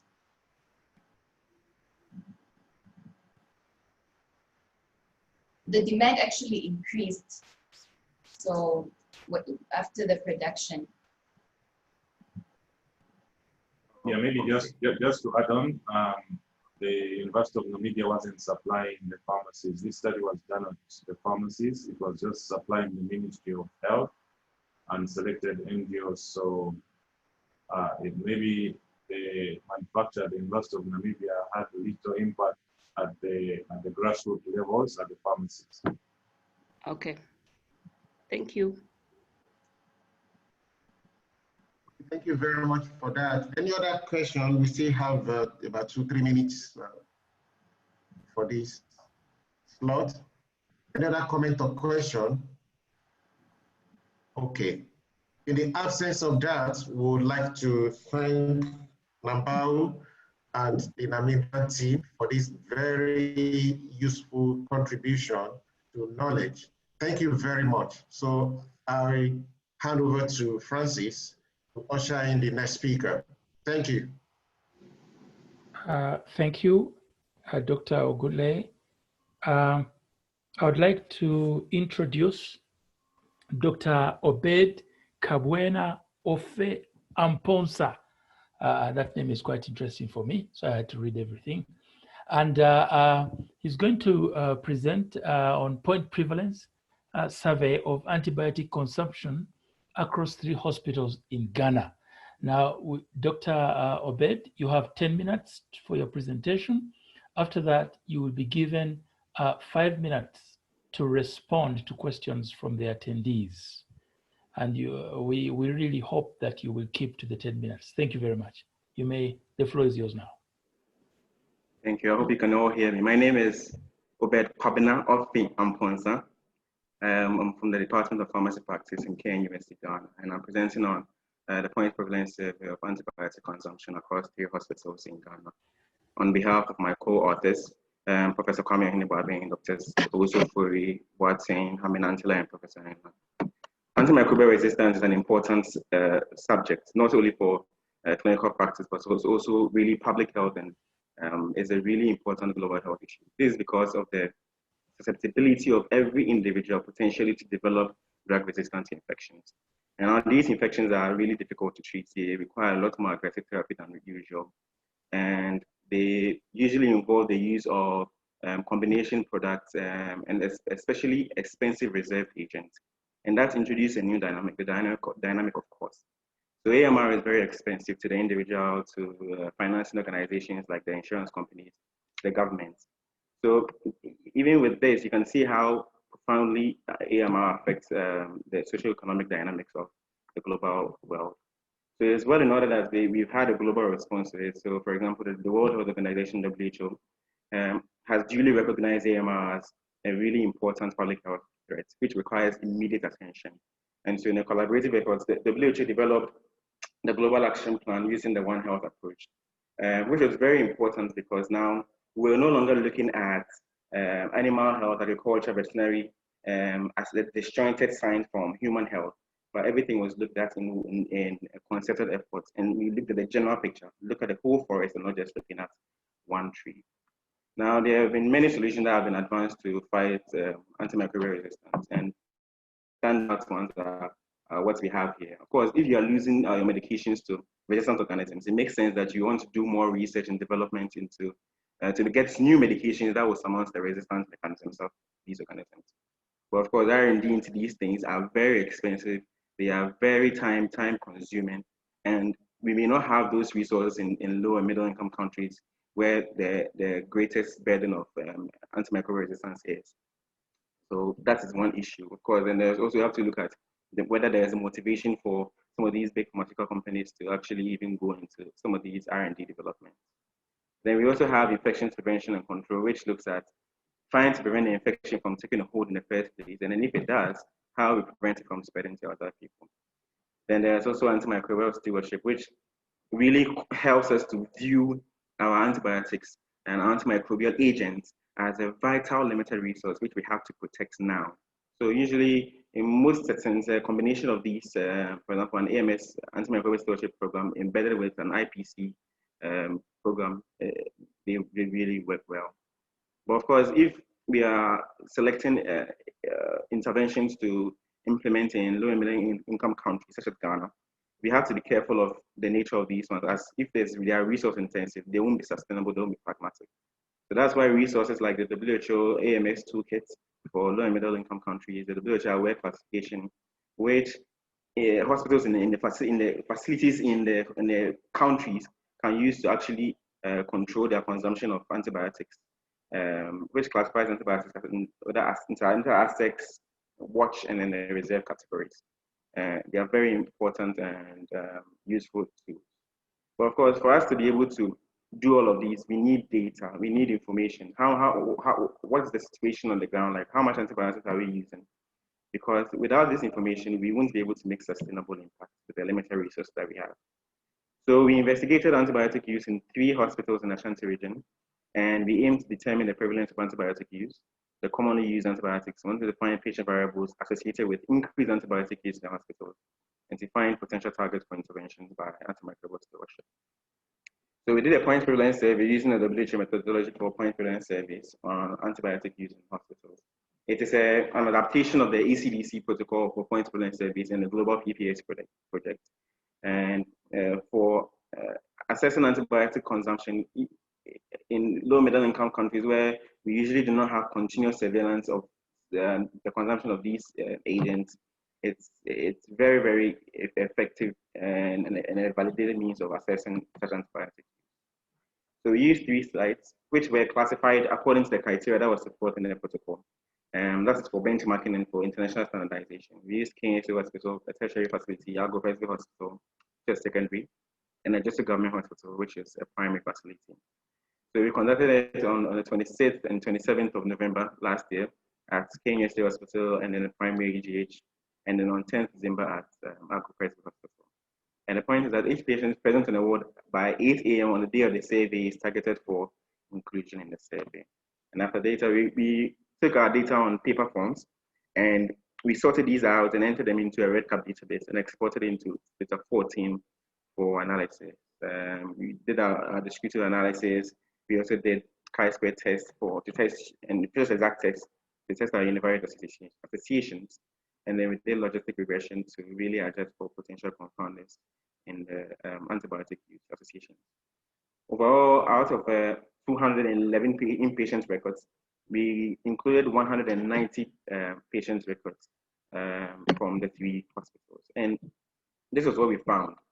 So you can see here, we're going to pay attention to the overalls. So the overall prevalence of antibiotics use was 60.5%, which is quite high. You have 4 minutes. If you compare it to what we have in Africa, generally on average, we have between 50 to 70% prevalence of antibiotic use. But outside Africa, for example, in Europe, in the United States, which have between 27 to 50% prevalence of antibiotic use, you can see that this is very high. And it was interesting that more than 59% of patients were on 2 antibiotics, more than 8% of the patients were on 3 antibiotics, which is a potential target for antimicrobial stewardship. Now, and we also looked at the indications for the antibiotic use, and then the top 3 antibiotic indications were community-acquired infections, hospital-acquired infections, and for surgical prophylaxis. Thankfully, in 88% of the cases, we had a reason for the use of the antibiotics that had been documented in the patient's notes. But an interesting finding was that of all the cases that we had, only, in fact, less than 3% of the cases had a culture sample taken for culture and sensitivity analysis to guide an antimicrobial therapy, which is a very important target for improvement in antimicrobial stewardship. Globally, the top 3 antibiotic classes that we use are penicillin, cephalosporins, and quinolones, and that was what we also found in our survey, so it wasn't very different in that order from what we found to the global scheme. This is a very busy table, but I had to include it to show the breakdown of the individual agents that accounted for the distribution of the antibiotic classes. And in the WHO reserve classification, which we didn't have any agents in that classification being used in any other hospitals, but we had quite a few in the watch category, which we have to be careful with their use because they're also there's increasing incidence of resistance to these agents. And this is another target for antimicrobial stewardship. Then for our univariate analysis, we tested patient variables, and we found that these 3, having a surgeon admission, being a urinary catheter, being a peripheral vascular catheter, were all significantly associated with antibiotic use. So we went ahead to do a logistic regression, and we found that for the patients who had a surgeon admission, who had a urinary catheter, and who had a peripheral vascular catheter, they had really increased odds of being on antibiotics. And one interesting finding initially was the malaria, which was initially protective. So patients who had a concurrent diagnosis of malaria had a 60% less chance of being on antibiotics. But that was lost on adjusting for other patient variables, and it is because malaria is a febrile illness. It's endemic to sub-Saharan Africa and Ghana. And so there's a high suspicion for it. And so it's similar in many ways to bacterial infections. That's maybe 1 minute. 1 minute. Peripheral vascular catheter was the only variable that was still on adjusting for variables associated with increased, more over 3 times increased risk of antibiotic use. In our study, we found that the prevalence of antibiotic use was high, and there was a need to control antibiotic consumption with the use of the WHO classification, increase the use of culture and sensitivity, and set up strategies for PVC used in the hospitals. Thank you very much. That's one of the references. Thank you. Thank you, Dr. Obed. You have done a good presentation, and you have finished well on the time that you were allocated. Ladies and gentlemen, I'd like to welcome questions to which Dr. Obed will respond.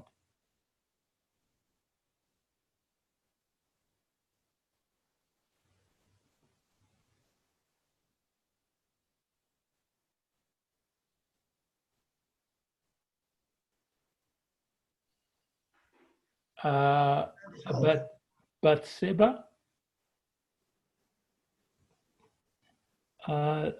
just hold on.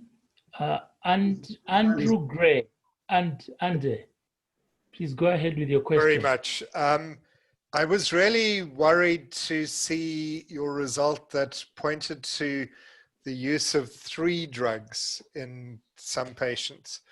There are circumstances where we might want to use, for example, a beta-lactam, an aminoglycoside, and in addition cover for anaerobic bacteria, for example, with intra-abdominal sepsis. But were there other combinations used with 3 drugs that weren't as logical? So in some of the cases, it was because, for example, the patient had come in with one infection and was, for example, a community-acquired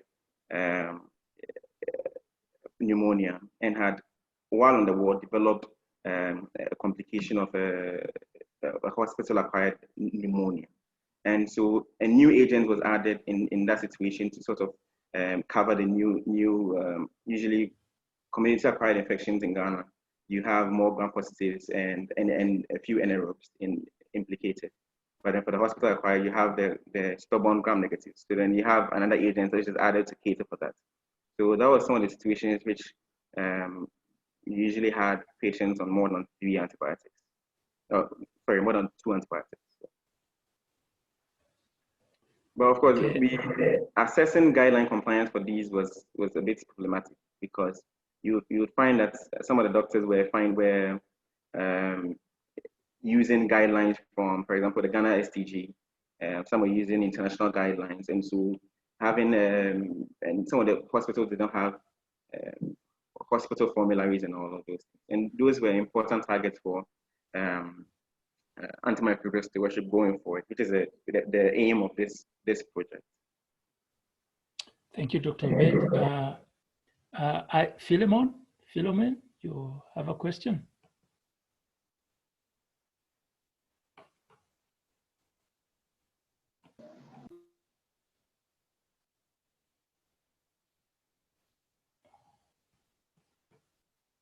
Okay. You need to mute yourself. Yeah.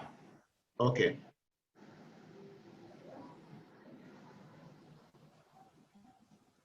Philemon, your question, please. Oh, sorry, doctor. I think it's by mistake. Sorry, okay. Sorry. Okay, then. I'll just unmute my mic. Okay, then. Darius. Darius.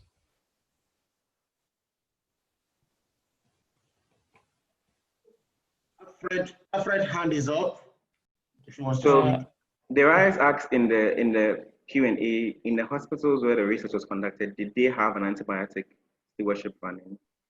And the answer to that is no. So in those areas, so as part of the project, we assessed antimicrobial stewardship capacity of the hospitals, and which is another paper that we are working on to put out there. And we had to, it was interesting.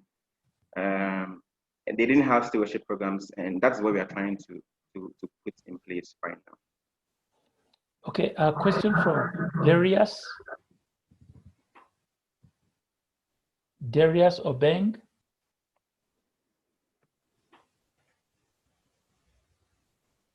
That's what I just answered, yes. There seems to be no question. Dr. Obed, we thank you for a wonderful presentation, and definitely antimicrobial stewardship is what we really need, and to preserve the antibiotics that we have. the issue of lack of guidelines to manage these infections, I think is the future. I think you'll be carrying out culture sensitivity and then knowing what the problems are, what are the common infections, what are their susceptibilities, and then coming up with guidelines. But thank you very much for a wonderful presentation, and we hope to see you in MURIA 7, perhaps with guidelines for using these antibiotics. Dr. Ogunleye, I'm handing over to you. Thank you very much. We'll move on to our next presenter, Dr. Adefunke Babatola, who will be speaking to us on addressing antimicrobial resistance in Nigerian hospitals, exploring physicians' prescribing behavior, knowledge and perception of antimicrobial resistance, and stewardship programs. Join me in welcoming Dr. Adefunke Babatola. Thank you. Dr. Babatola, you have the floor.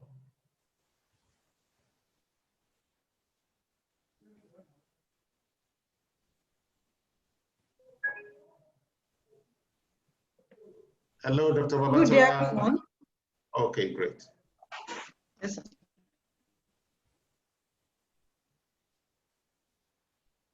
Good day, everyone. Please continue. You have the floor.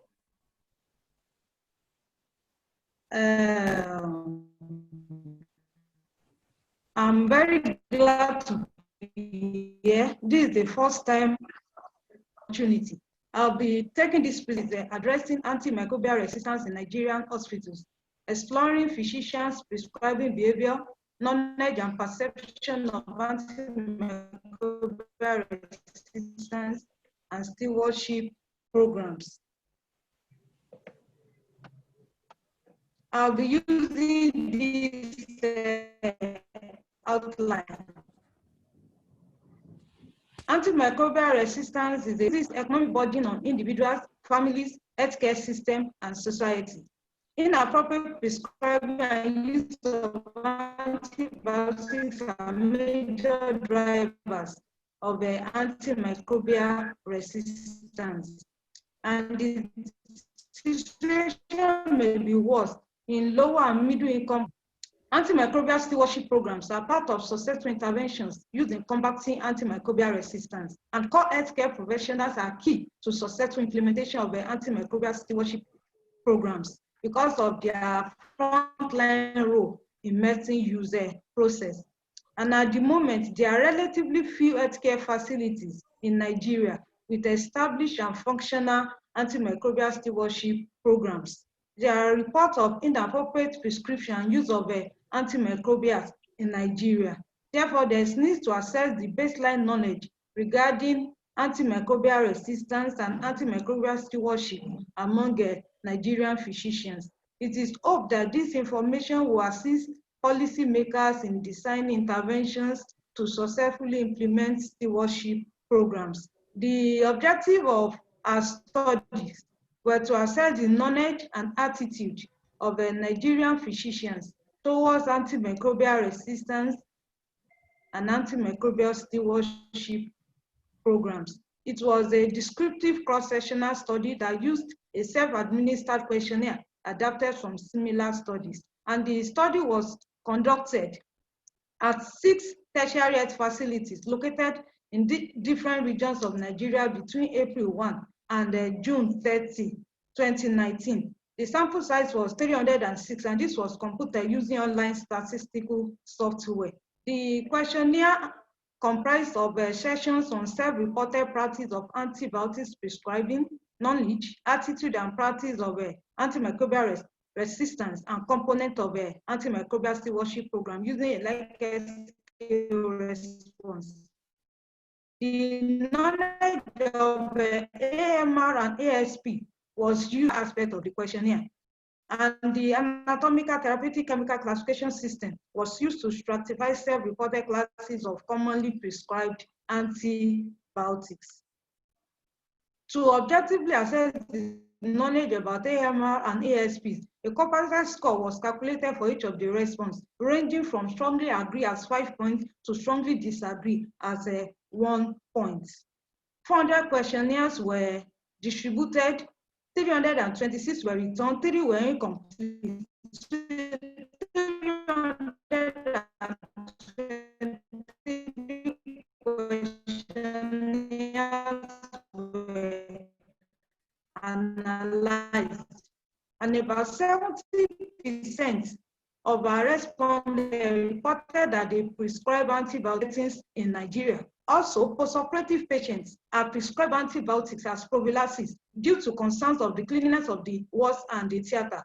Also, many of our health facilities lack treatment guidelines and also pressure from pharmaceutical companies may make our respondents to prescribe antibiotics frequently. More than 90% of our respondents recognize AMR as a global problem, and fewer, about 80% of them recognize it as a local problem. The median antimicrobial resistance score of our respondent was 40 out of 45, and lower is the median ASP score, which was 46 out of 60.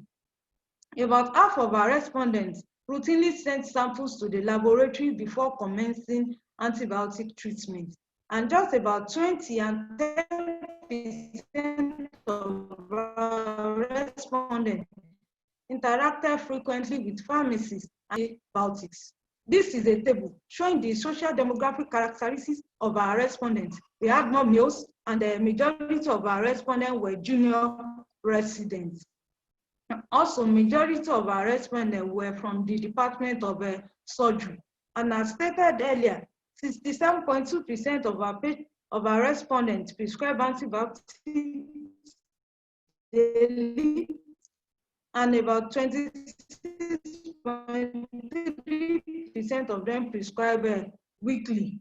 This is a bar chart showing, and the most commonly prescribed antibiotics reported by respondents were fluoroquinolones, followed by third generation cephalosporins.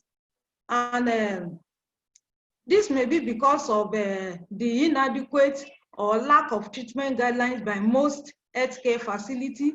Also, the inadequate opportunities for microbiological evaluation may also be from peer pressure from pharmaceutical companies to prescribe their drugs. This is a pie chart showing, as reported by resident, factors that influence their antibiotics prescription. About 50% of them prescribe antibiotics from likely causative organisms. Also identified by our respondents are causes and drivers of antimicrobial resistance, where more than 3 of them identified inappropriate use of antibiotics as a major driver of antimicrobial resistance, and prescribing antibiotics without indication also as a major driver of antimicrobial respondent. Had good knowledge of antimicrobial resistance and antimicrobial stewardship program, and this difference in the non-yes score was statistically significant. Also, we found that there was statistical significant difference between the ASP median score among medical specialties. Those in the internal medicine had more knowledge compared with those in surgery. This is a table showing this difference.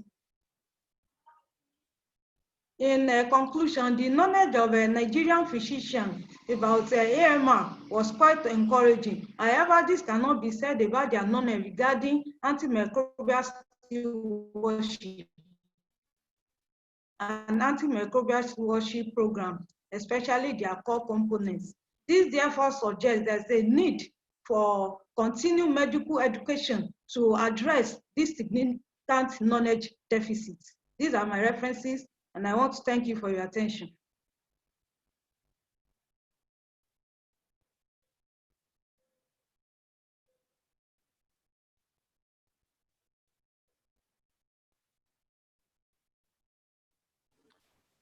Dr. Ogunle, you are muted.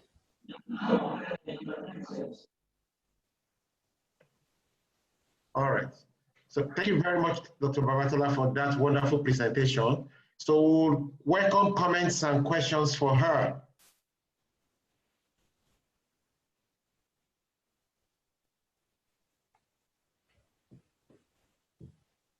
Questions and comments, please can you raise your hand so that we can recognize you?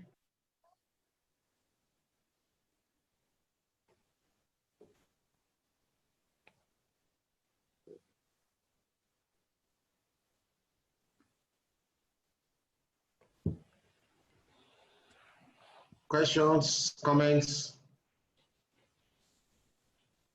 If I may ask. Please go ahead, Francis.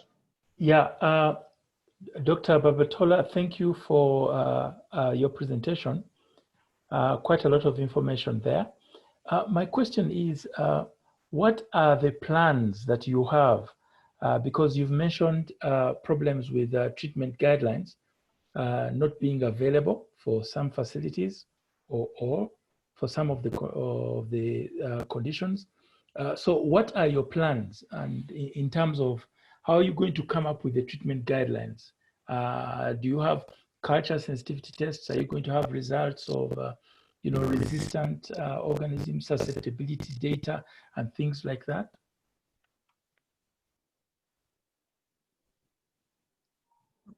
Monica, you want to respond to that?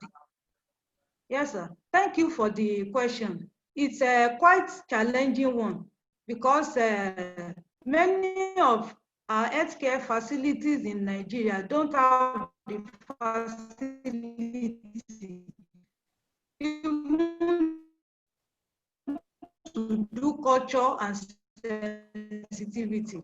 In my center where I practice, what we do is the routine culture, which most times comes up with no growth.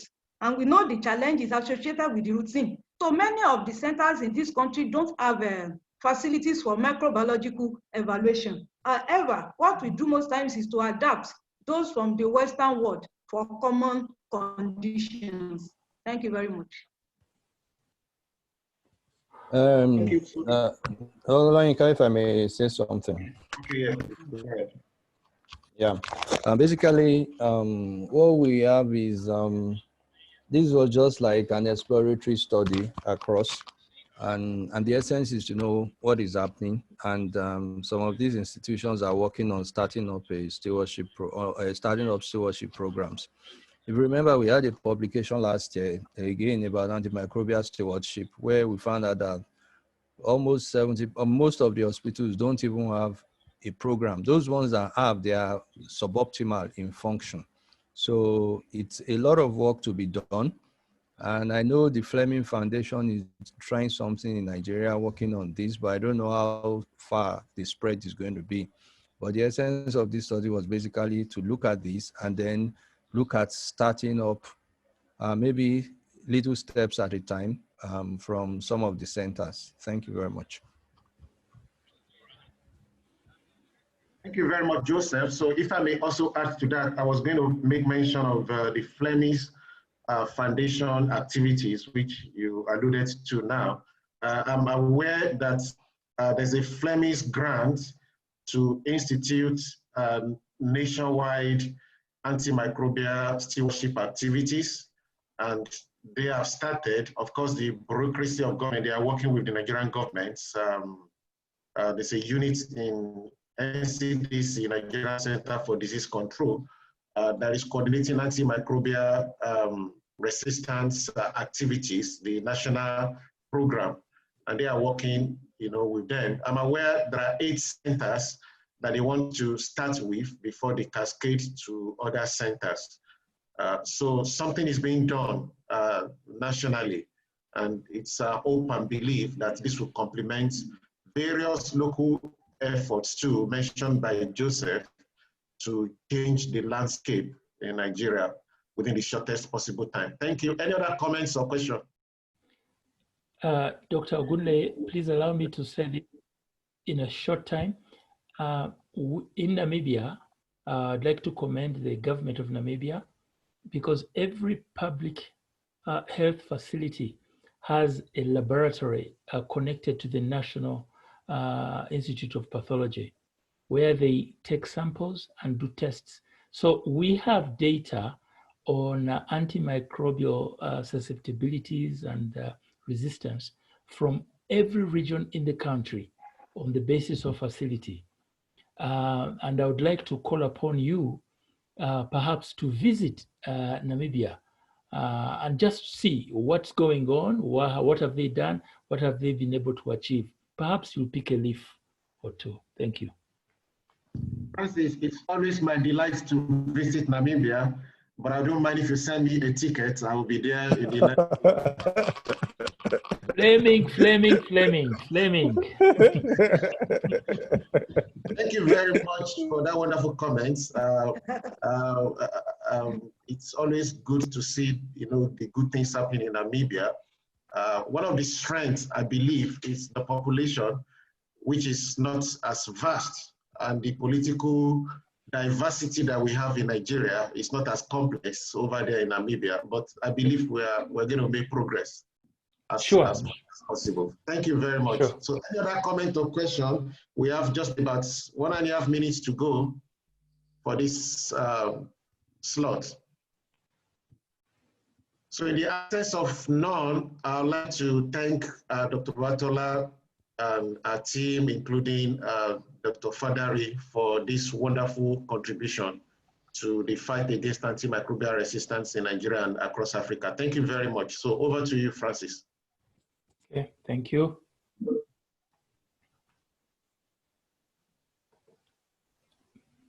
Okay, ladies and gentlemen, allow me to introduce Sarah Al-Hussein, who is going to present on the validity of pneumonia severity assessment scores in low and middle income countries, a systematic review and meta-analysis. I am looking forward to this presentation.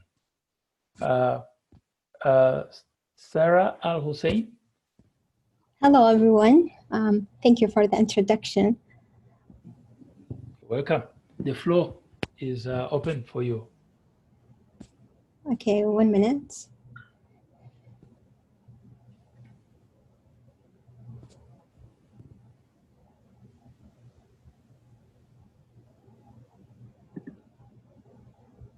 So, can you see the slides for now? Yes.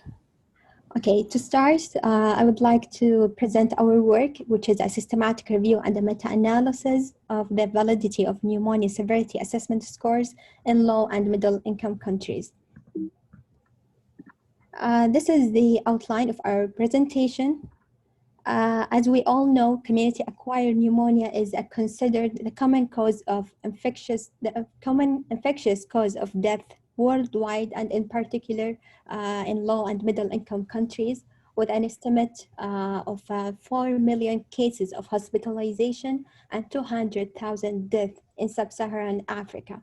We also know that the treatment of community-acquired pneumonia is often guided by the use of reliable assessment scores, which are usually developed by international organizations. However, they are extensively validated in high-income countries, which raise the question regarding their validity and performance to be used in low-middle-income countries, as the current evidence suggests that utilization of such scores in different cohorts need to be recalibrated and carefully reviewed, as it will be less valid compared to the original population for which they were developed for.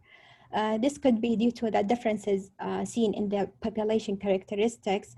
For example, the difference in the comorbidities profile seen in Africa, where there is a high incidence or high prevalence of HIV and other immunocompromising condition.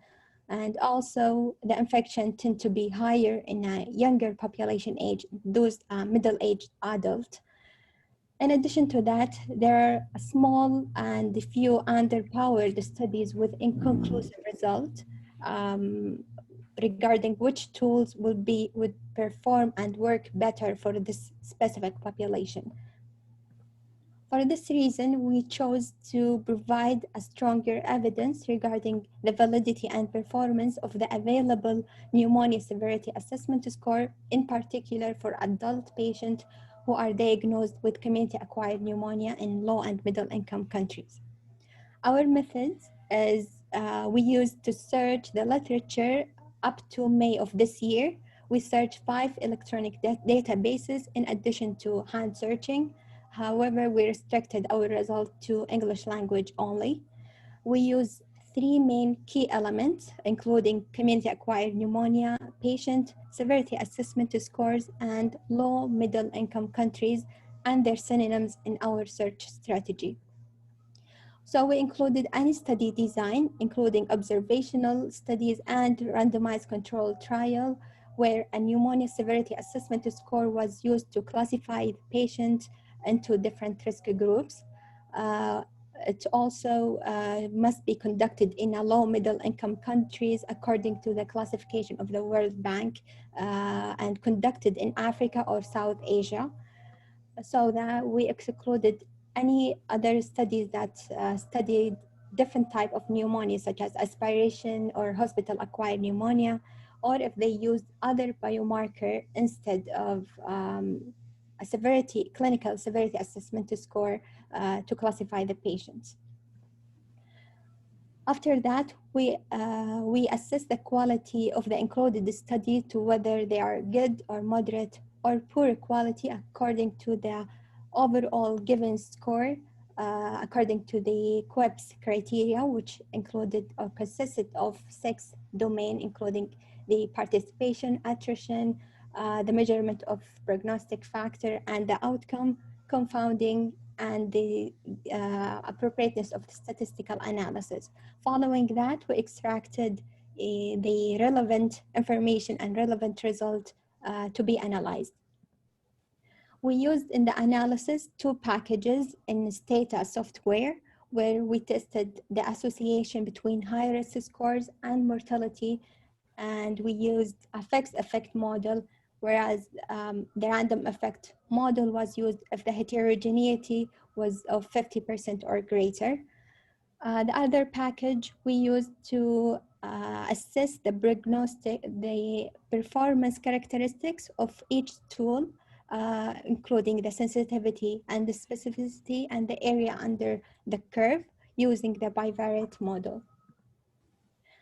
Our result, the search yielded approximately 13,000 records, and following the screening of the title, abstract, and the full text, then the assessment of the eligibility of each article, we ended up with only 6 studies that fit and included in the meta-analysis. These 6 studies included CURB 65 assessment score and CRB 65. We only focus on the high-risk group patient, defined as those who have a score of 3 or more in each score, in each assessment tool. The result, there was an association with the high-risk group and mortality defined as a score of 3 or more with a relative risk of 8.5 and 4.2, meaning that the high-risk patient diagnosed with a community-acquired pneumonia of greater than 3 were 8 times and 4 times more likely to die compared to those diagnosed with a lower risk group. For the performance characteristics, higher sensitivity seen with CURB 65, whereas higher specificity seen with the simplified CRB 65. The last part of the result showed that both scores had an excellent discrimination and excellent ability to predict the mortality for patients diagnosed with community-acquired pneumonia. As discussed previously, they have a good and excellent discrimination power, and it was comparable between the 2 scores. However, they have different performance characteristics. The higher specificity seen with the CRP suggests that it can identify patients who are at a real and a true risk of death, but due to its low sensitivity, it could falsely rule out or misclassified patient, and which lead to poor management of a truly true high-risk patient, which could limit its clinical usefulness in clinical decision making. Our study had a number of limitations. As you see, we only included 6 articles for discussing H-score of CURB 65 and the CRB 65. Another limitation is the substantial heterogeneity among the included studies. However, we found that it is commonly seen in those type of study where the diagnostic test accuracy has been tested. 2 minutes. In addition to that, there was differences in the definition of the measured outcome, which is in this case the mortality, and the community-acquired pneumonia diagnostic criteria, which is possibly due to the limited resources available in such settings. Lastly, most of these studies didn't report any given treatment or the level of care provided for those type of patients, whether they were aggressively treated or they were undertreated, which could contribute to a worsening of the outcome. To conclude, we found that CURB 65 and the CRP at the cutoff of 3 or more are strongly associated with mortality and appear to be a valid tools to predict death among community-acquired pneumonia patients in low middle income countries. And as we saw, the CURB 65 had a higher overall accuracy and sensitivity profile.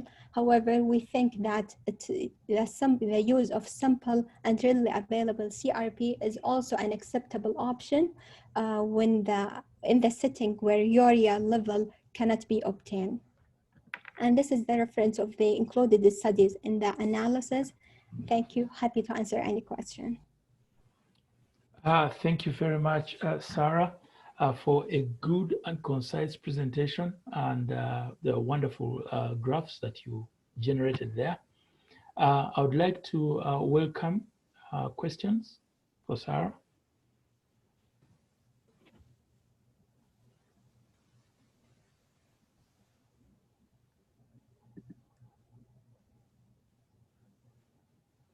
Okay.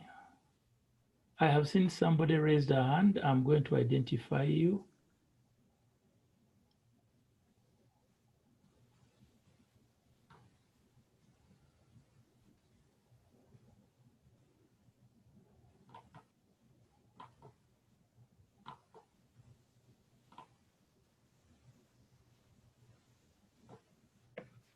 Bismarck. Bismarck, please go ahead. Bismarck, yes. Bismarck, please go ahead. Unmute. Bismarck, unmute.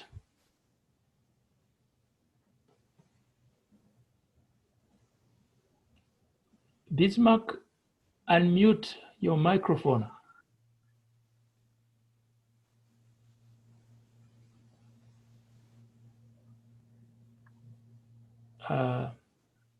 Okay, Mercy, please go ahead.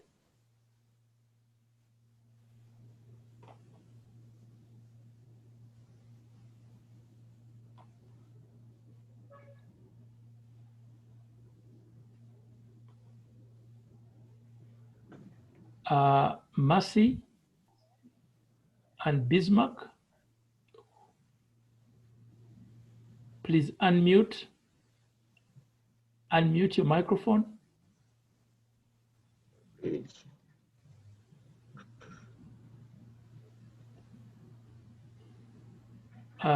Mercy, I see you are muted, and so is Bismarck. You're both muted.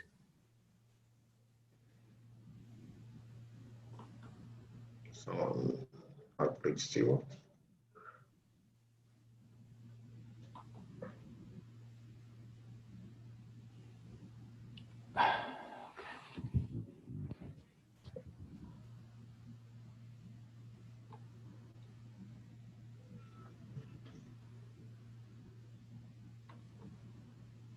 I think there have been problems. Bismarck is not able to ask his question, and so is the case with Mercy. But I noticed that they are muted, and I'm asking them to unmute. As we wait for them, anybody else with a question?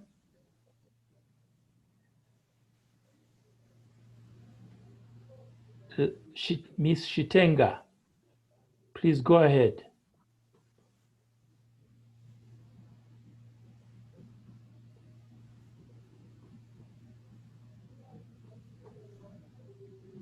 Okay, I think the problem is bigger than I'm thinking. I need help. These people would like to ask questions. They are on mute, and I have failed to unmute them. Can John be of help, please? Is John close by?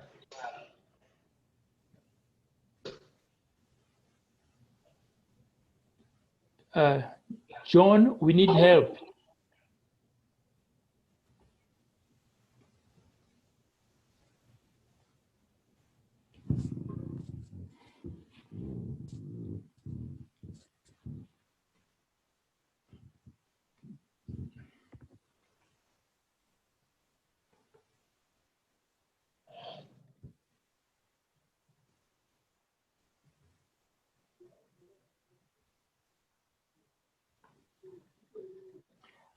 Maybe in the meantime, you may write your questions and I will read them out. Because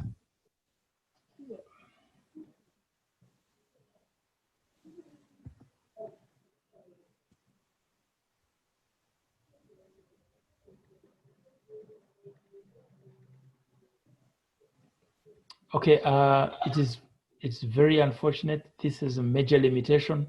That's fine. And if anyone can send me any email, they have my contact information. I would be happy to answer any question. Sure. I would like to apologize. Thank you.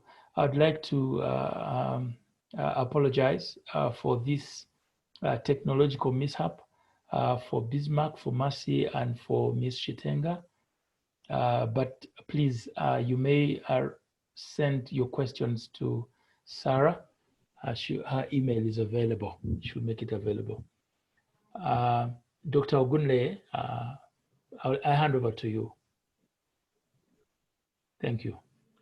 Okay, thank you very much, Francis, and apologies to our colleagues once again for that technical glitch. So we're going to move on, and it's nice to have on board this morning our next presenter, Dr. Sean McBride-Stewart. It's going to be speaking to us from Scotland on the topic best use of administrative data to monitor changes in prescribing at a time of pandemic. Over to you, Sam. Thank you very much. Do I need to share my screen? Please do. Okay. You have the floor. Where do I do that? There we go.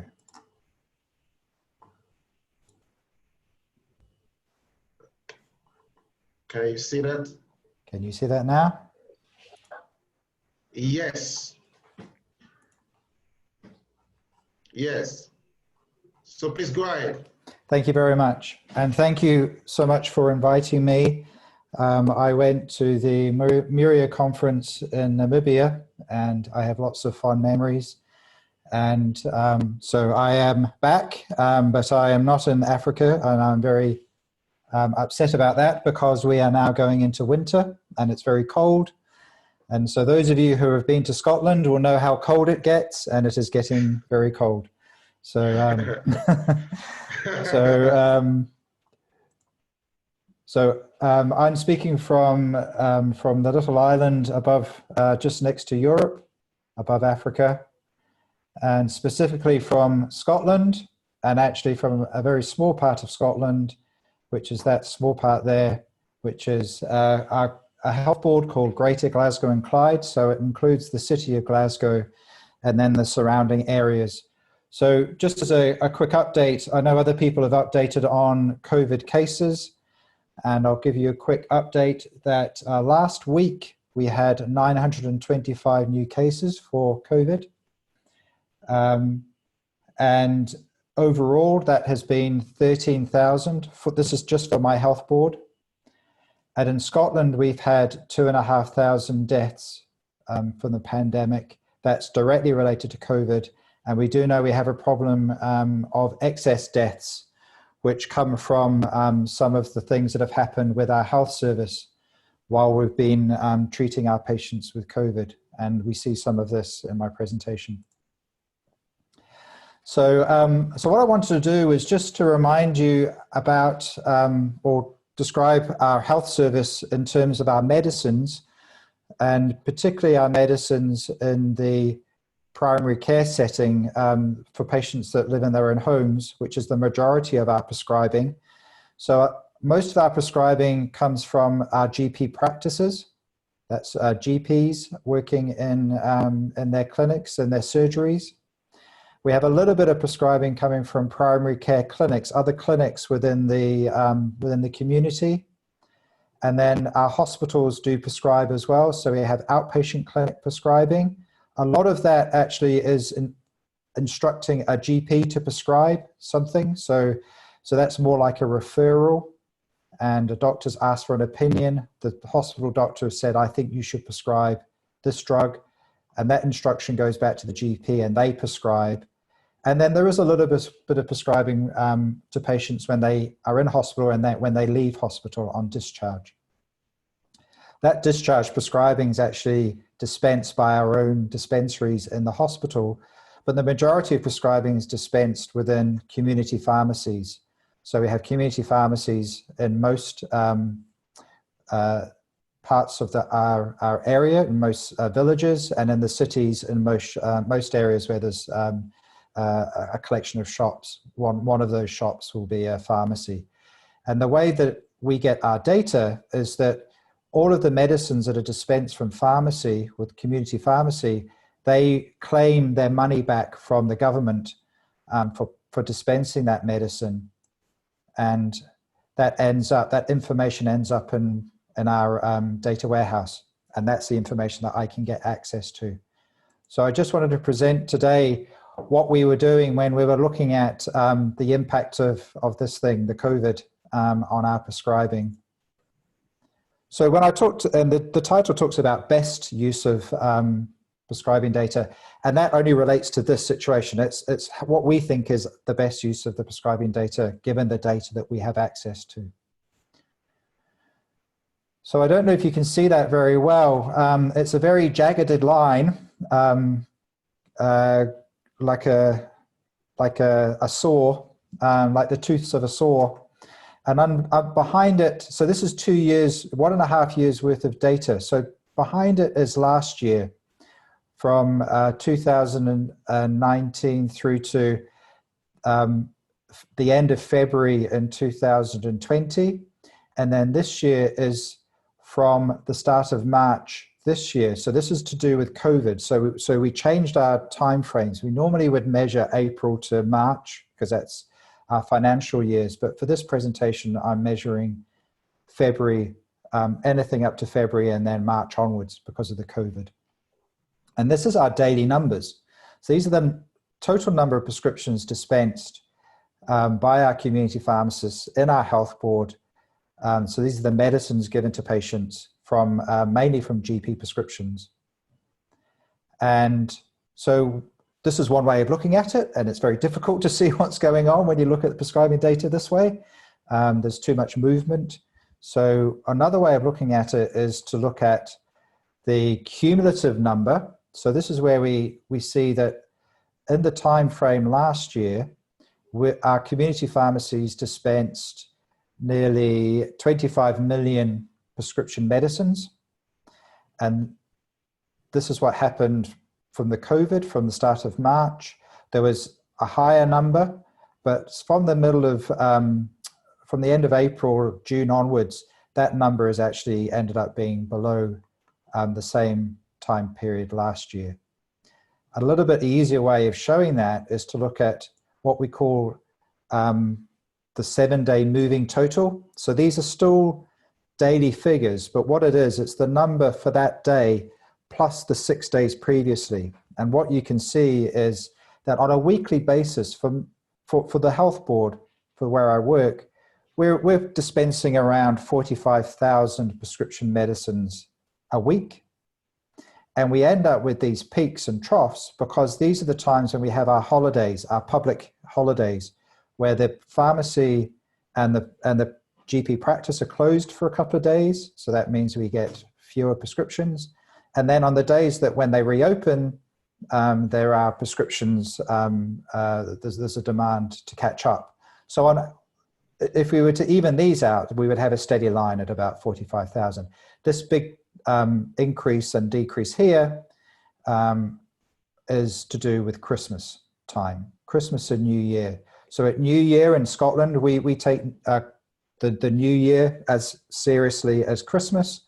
So we're closed for 2 days around after New Year's Day. Meropenem sparing antibiotics in the hospital, and your clinicians are aware of them. They could reduce the pressure of prescribing meropenem. So I don't know whether your study or you could tell us if you also had those concerns. Thank you. Yes, we did have other antibiotics that were prescribed with meropenem, but then when we do ask the clinicians if were they concerned about it, they said that it was just something that they thought that they should do, that pairing and with other antibiotics, it reduced, it helped with the infection and also reduced the time that the patient was on an antibiotic. Okay. Okay, thank you. Any other question?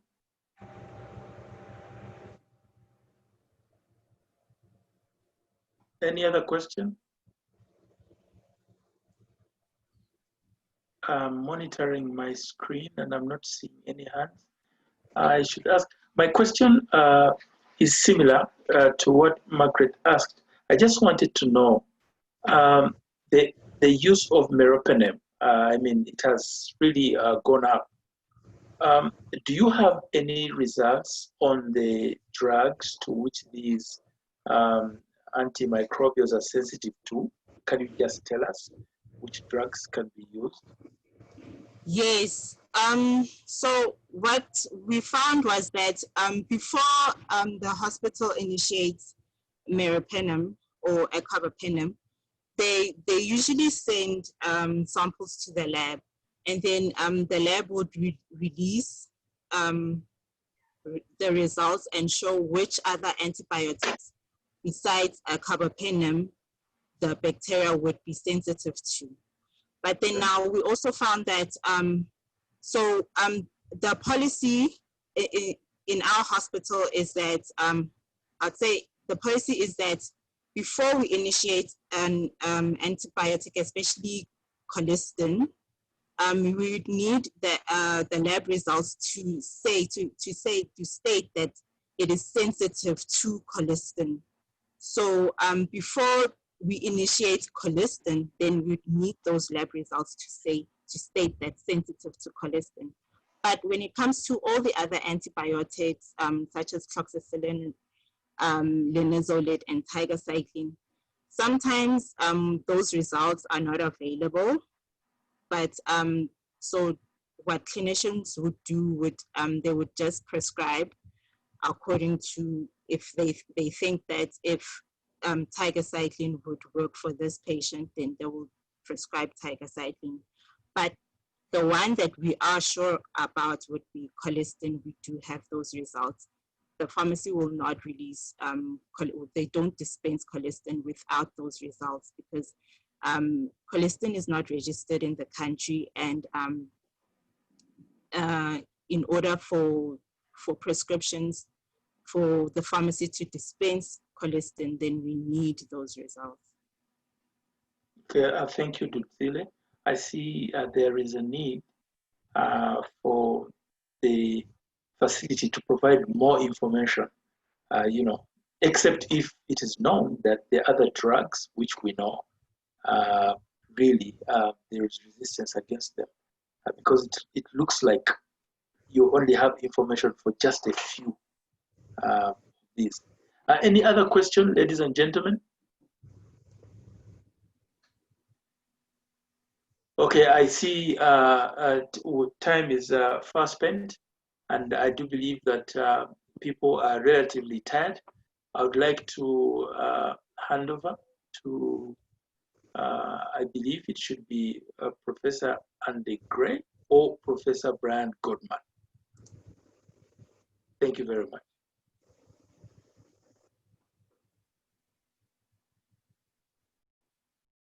And if they are not available, I hand over to Dr. Ogunle.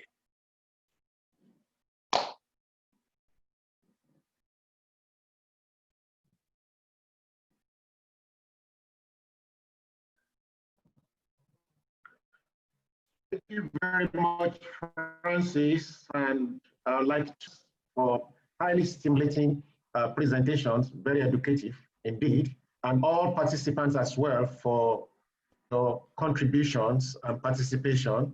So on this note, we'll end this session, which is ending today's activity, and I'd like to wish you a wonderful day ahead. Enjoy the rest of the day as we reconverge tomorrow morning. Thank you very much. Thank you, and thanks to everyone.